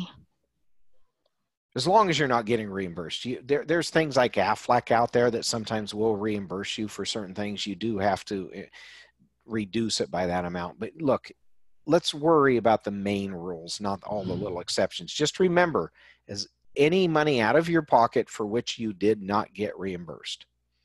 Yeah. Okay. And then you cannot include things like childcare, bottled water, money you put into medical savings accounts. You don't get to include diaper services. So look, I'm not going to go through this, except I do want to point out some that you could be tested on because they're common things to get tested on. You cannot include expenses for your general health, such as health club dues. Look, your doctor might have said, go lose 20 pounds. So you signed up for a health club. Well, that's great. It's for medical reasons, but you don't get to include that. Okay. Okay. So I don't want you to memorize the whole list. Just use common sense that you cannot, the common everyday over-the-counter stuff that you can buy, you don't get to include. If it's prescription, you're probably going to get to include it. You also get to include medical insurance premiums. By the way, that does include Medicare premiums, including Part D, Part D premiums. Okay. All right. Whose medical expenses can you include? Well, you can include the taxpayers, the spouses, and their dependents. So taxpayer, spouse, and dependent. Who is a dependent? A qualifying child or qualifying relative? Well, we talked about that earlier today, what the definition is and how you get there. U.S. citizen, the dependent must be U.S. citizen or national or okay. This is part of the requirement. If you read this, you say U.S. citizen or resident of North America. Well, that's part of the general test to be a dependent. What they're saying here is that you must have been a U.S. citizen or resident of North America when the expenses were provided. Okay. So this is all based on when the expenses were provided. So you might actually have a child, a dependent, for example, to say a child that you're still paying it off. You only claim medical expenses in the year you actually pay them, not the year you incurred the bill. So maybe your child, you know, had something really bad happen and they were in the hospital for several days. So you've got several thousands of dollars to pay off. You only paid $500 in 2018. Okay, that's fine, but that's all you get a claim for 2018. But let's say the next year your child is no longer your dependent, but you're still paying on that bill. Well, you can keep claiming the amount you pay on that bill. You can keep claiming it because she was your dependent when you incurred that expense, but you only get to claim it in the year you pay it.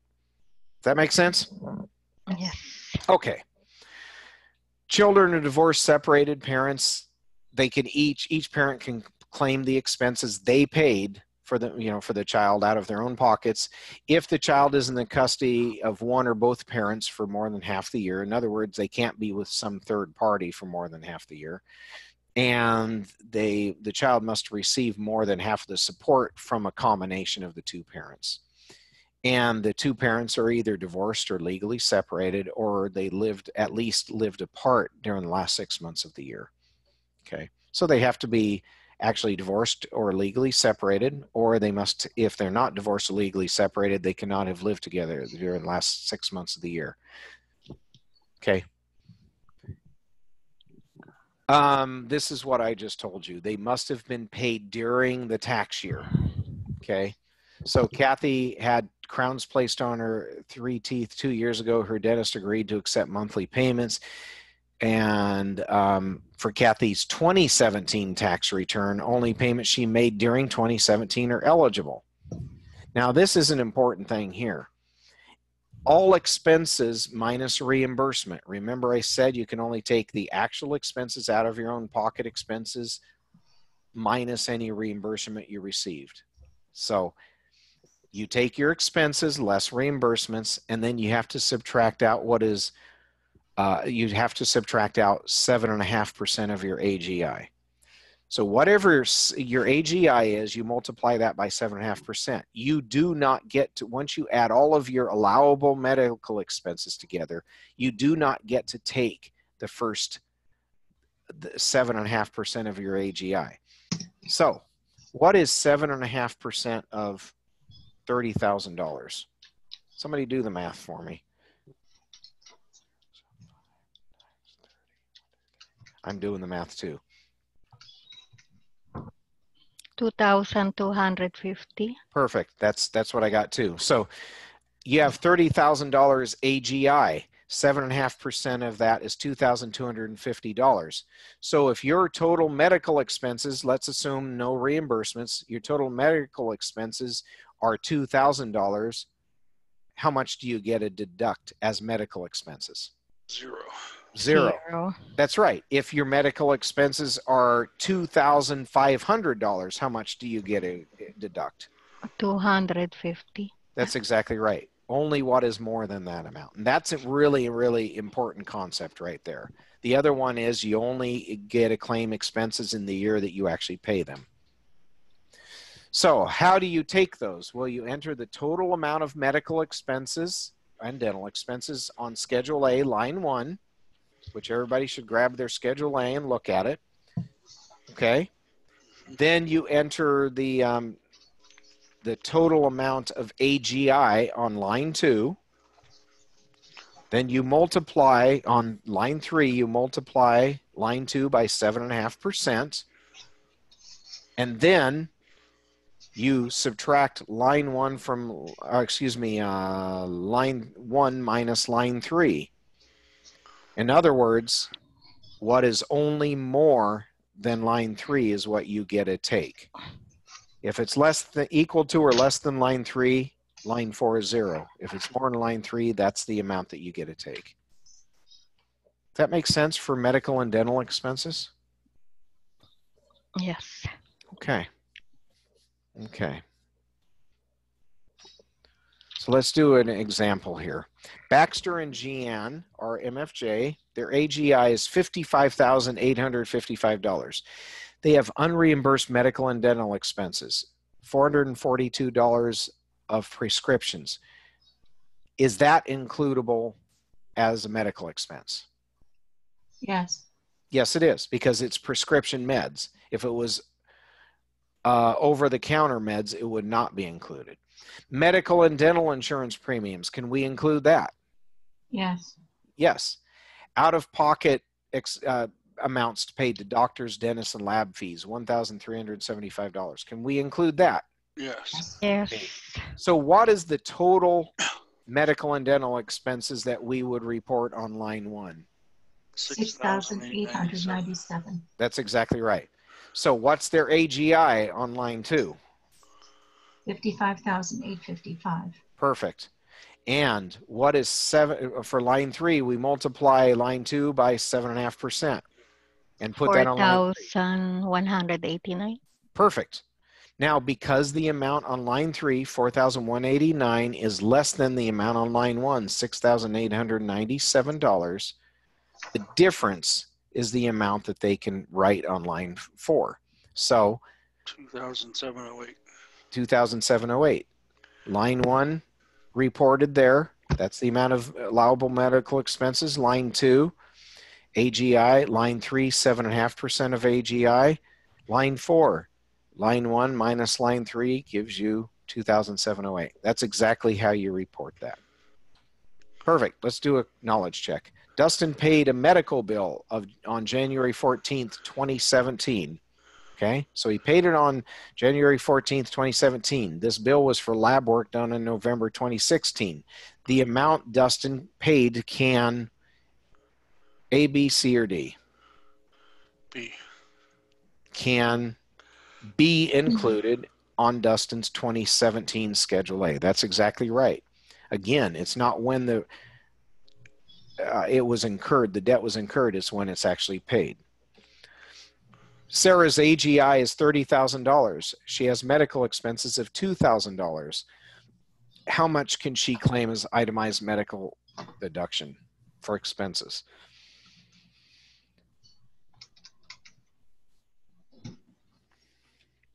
$2,250. Okay, hold on a second. We're getting different answers from different people. Everyone, I want everyone to rethink their answers for a second.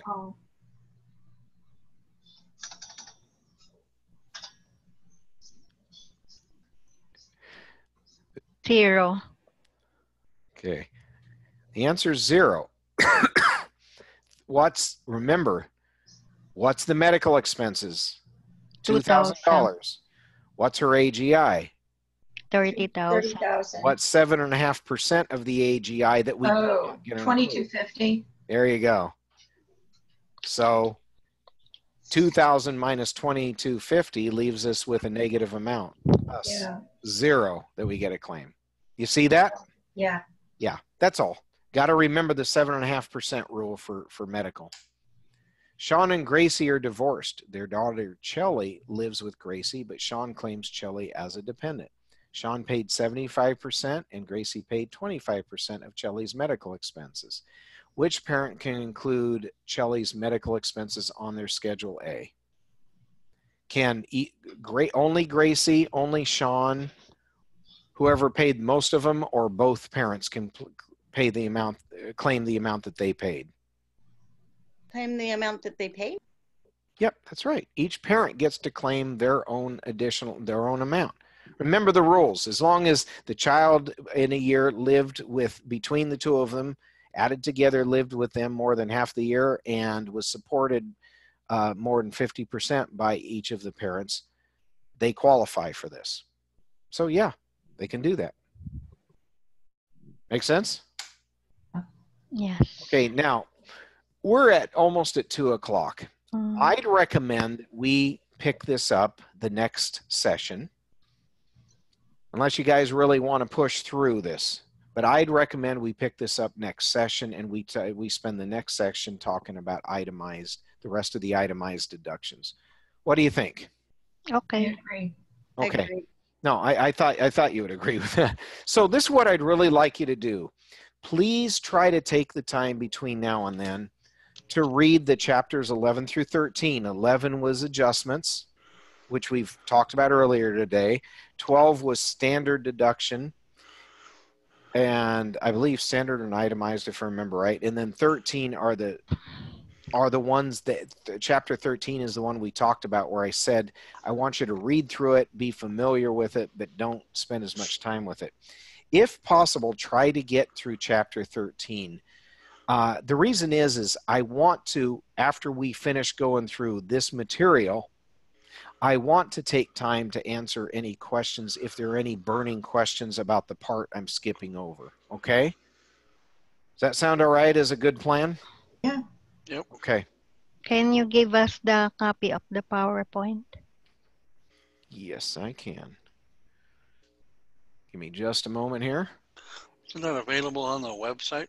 It's supposed to be, but it's not on there yet. Oh, okay. So the first one that we did already today. Yes, I can. Yes. Give me just a moment here. I got to get to the right spot to do this. Okay. Thank you. Yep, no problem.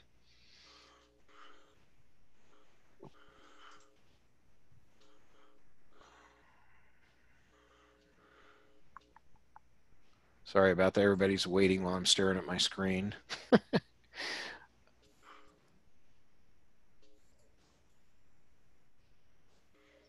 So 19 is what we went through. So here it comes. It'll take several seconds for it to download. But this is the adjustments to income.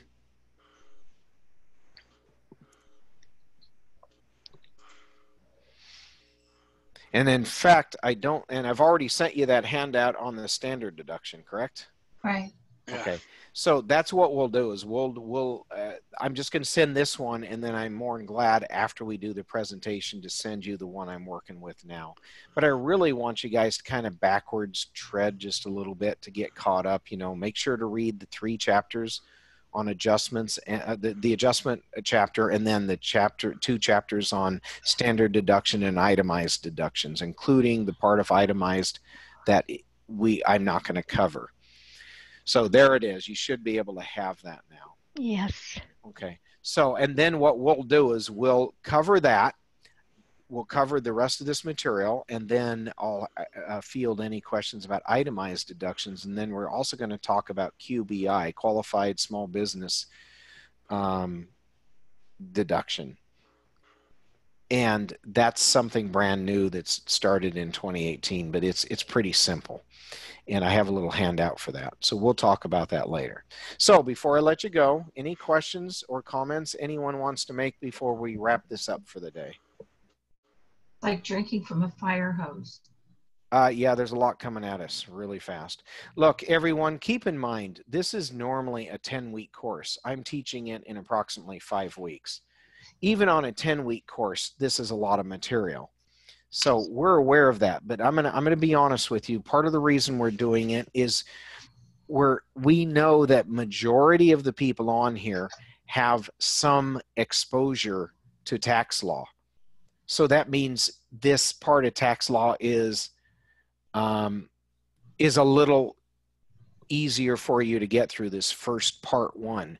In part 2, I want you to hear this. In part 2, we're going to slow down a whole lot. We're not going to go through the material as fast. We're going through the material quicker because we think you can handle it. But we also recognize there are some beginners that are listening to this or participating in this. For you guys, we recognize you might get behind. You might need to take some time to process this slower, more like most people get a chance to do. That's okay. That's okay. Just take the time you need. There's no need to rush through this. Okay? And Amanda says, I like the passkey thing, though. And Lisa says, passkey rocks.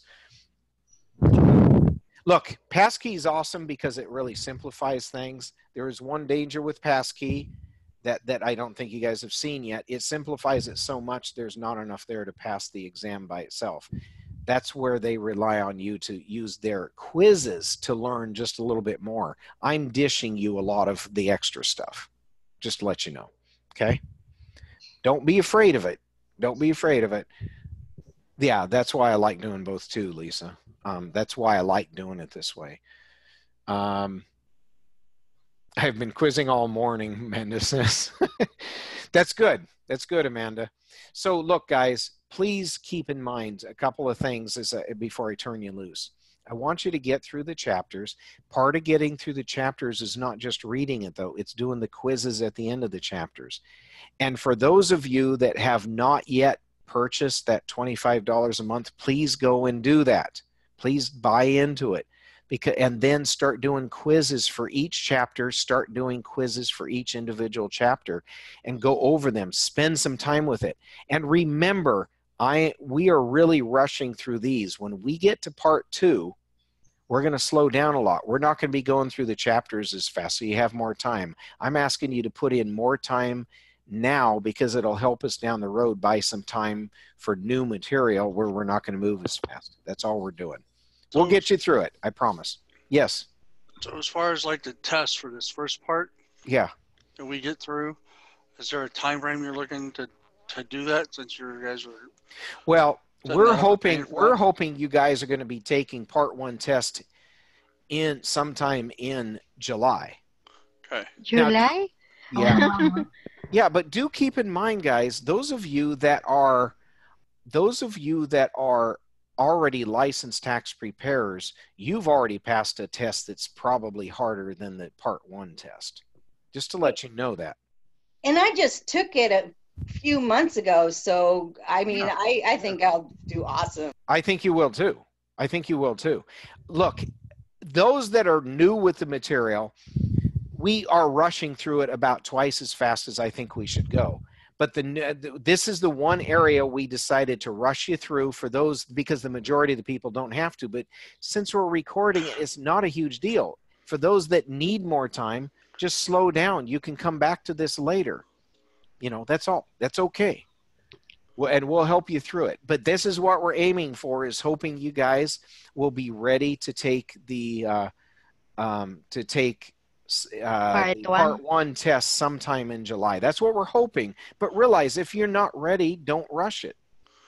And what we're going to do is, this is what we need you to do. We need you to prep yourselves by going over and over the question bank online with passkey for each of these chapters. Then go through the practice tests they have. Then when you think you're ready, and how well you think you're ready, you should be getting 80% or better on the quizzes, and then 80% or better on the practice tests. Once you think you're there, you need to let me know and Ryan know. And what we'll do is, we've got a paper and pencil test we're going to have you take. And that's just a way for us to test you to see if we think you're ready to go sit for the exam. And if you hit that 80% mark, we're going to tell you to go for it. Okay? I have a question. Sure. Because the passkey we are using is for 2017, is there a 2018 passkey? I believe you have the 2018. That's what we have. That's what we gave to you, I believe. You double check that, but what I have, the copy I have is 2018, and I got it from Ryan. I mean, that is for tax year 2017. I don't think it is, though. That's what I'm saying. It says EA Review 2018-2019 edition. Yeah, so you have the 2018 tax law. So it's a great question what you're asking. What I'm saying is, I think you have the correct version that you need. Okay? So I think you actually have it already. Okay? Okay. So guys, we'll help you through it. I want to stress to everyone, most of the people on here probably could pass this already, but let's keep going through the material before we have you give it a shot. Second of all, we're going to do it after June 30th anyway. Oh yeah. July 1st, they flip over to 2018. Just do it July 1st or later. So don't do it until July. Absolutely. But my point is the fact that I think most of you that have already got preparers licenses, you've already passed an exam that's harder than this, I believe.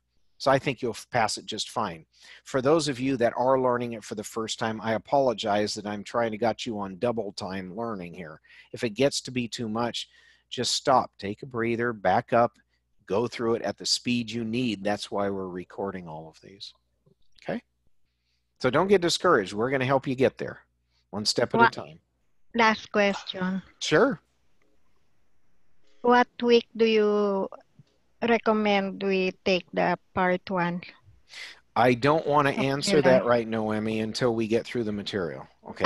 That is my question. Until when are we going? Well, we're trying to look. It's kind of ahead next week, right? Yeah.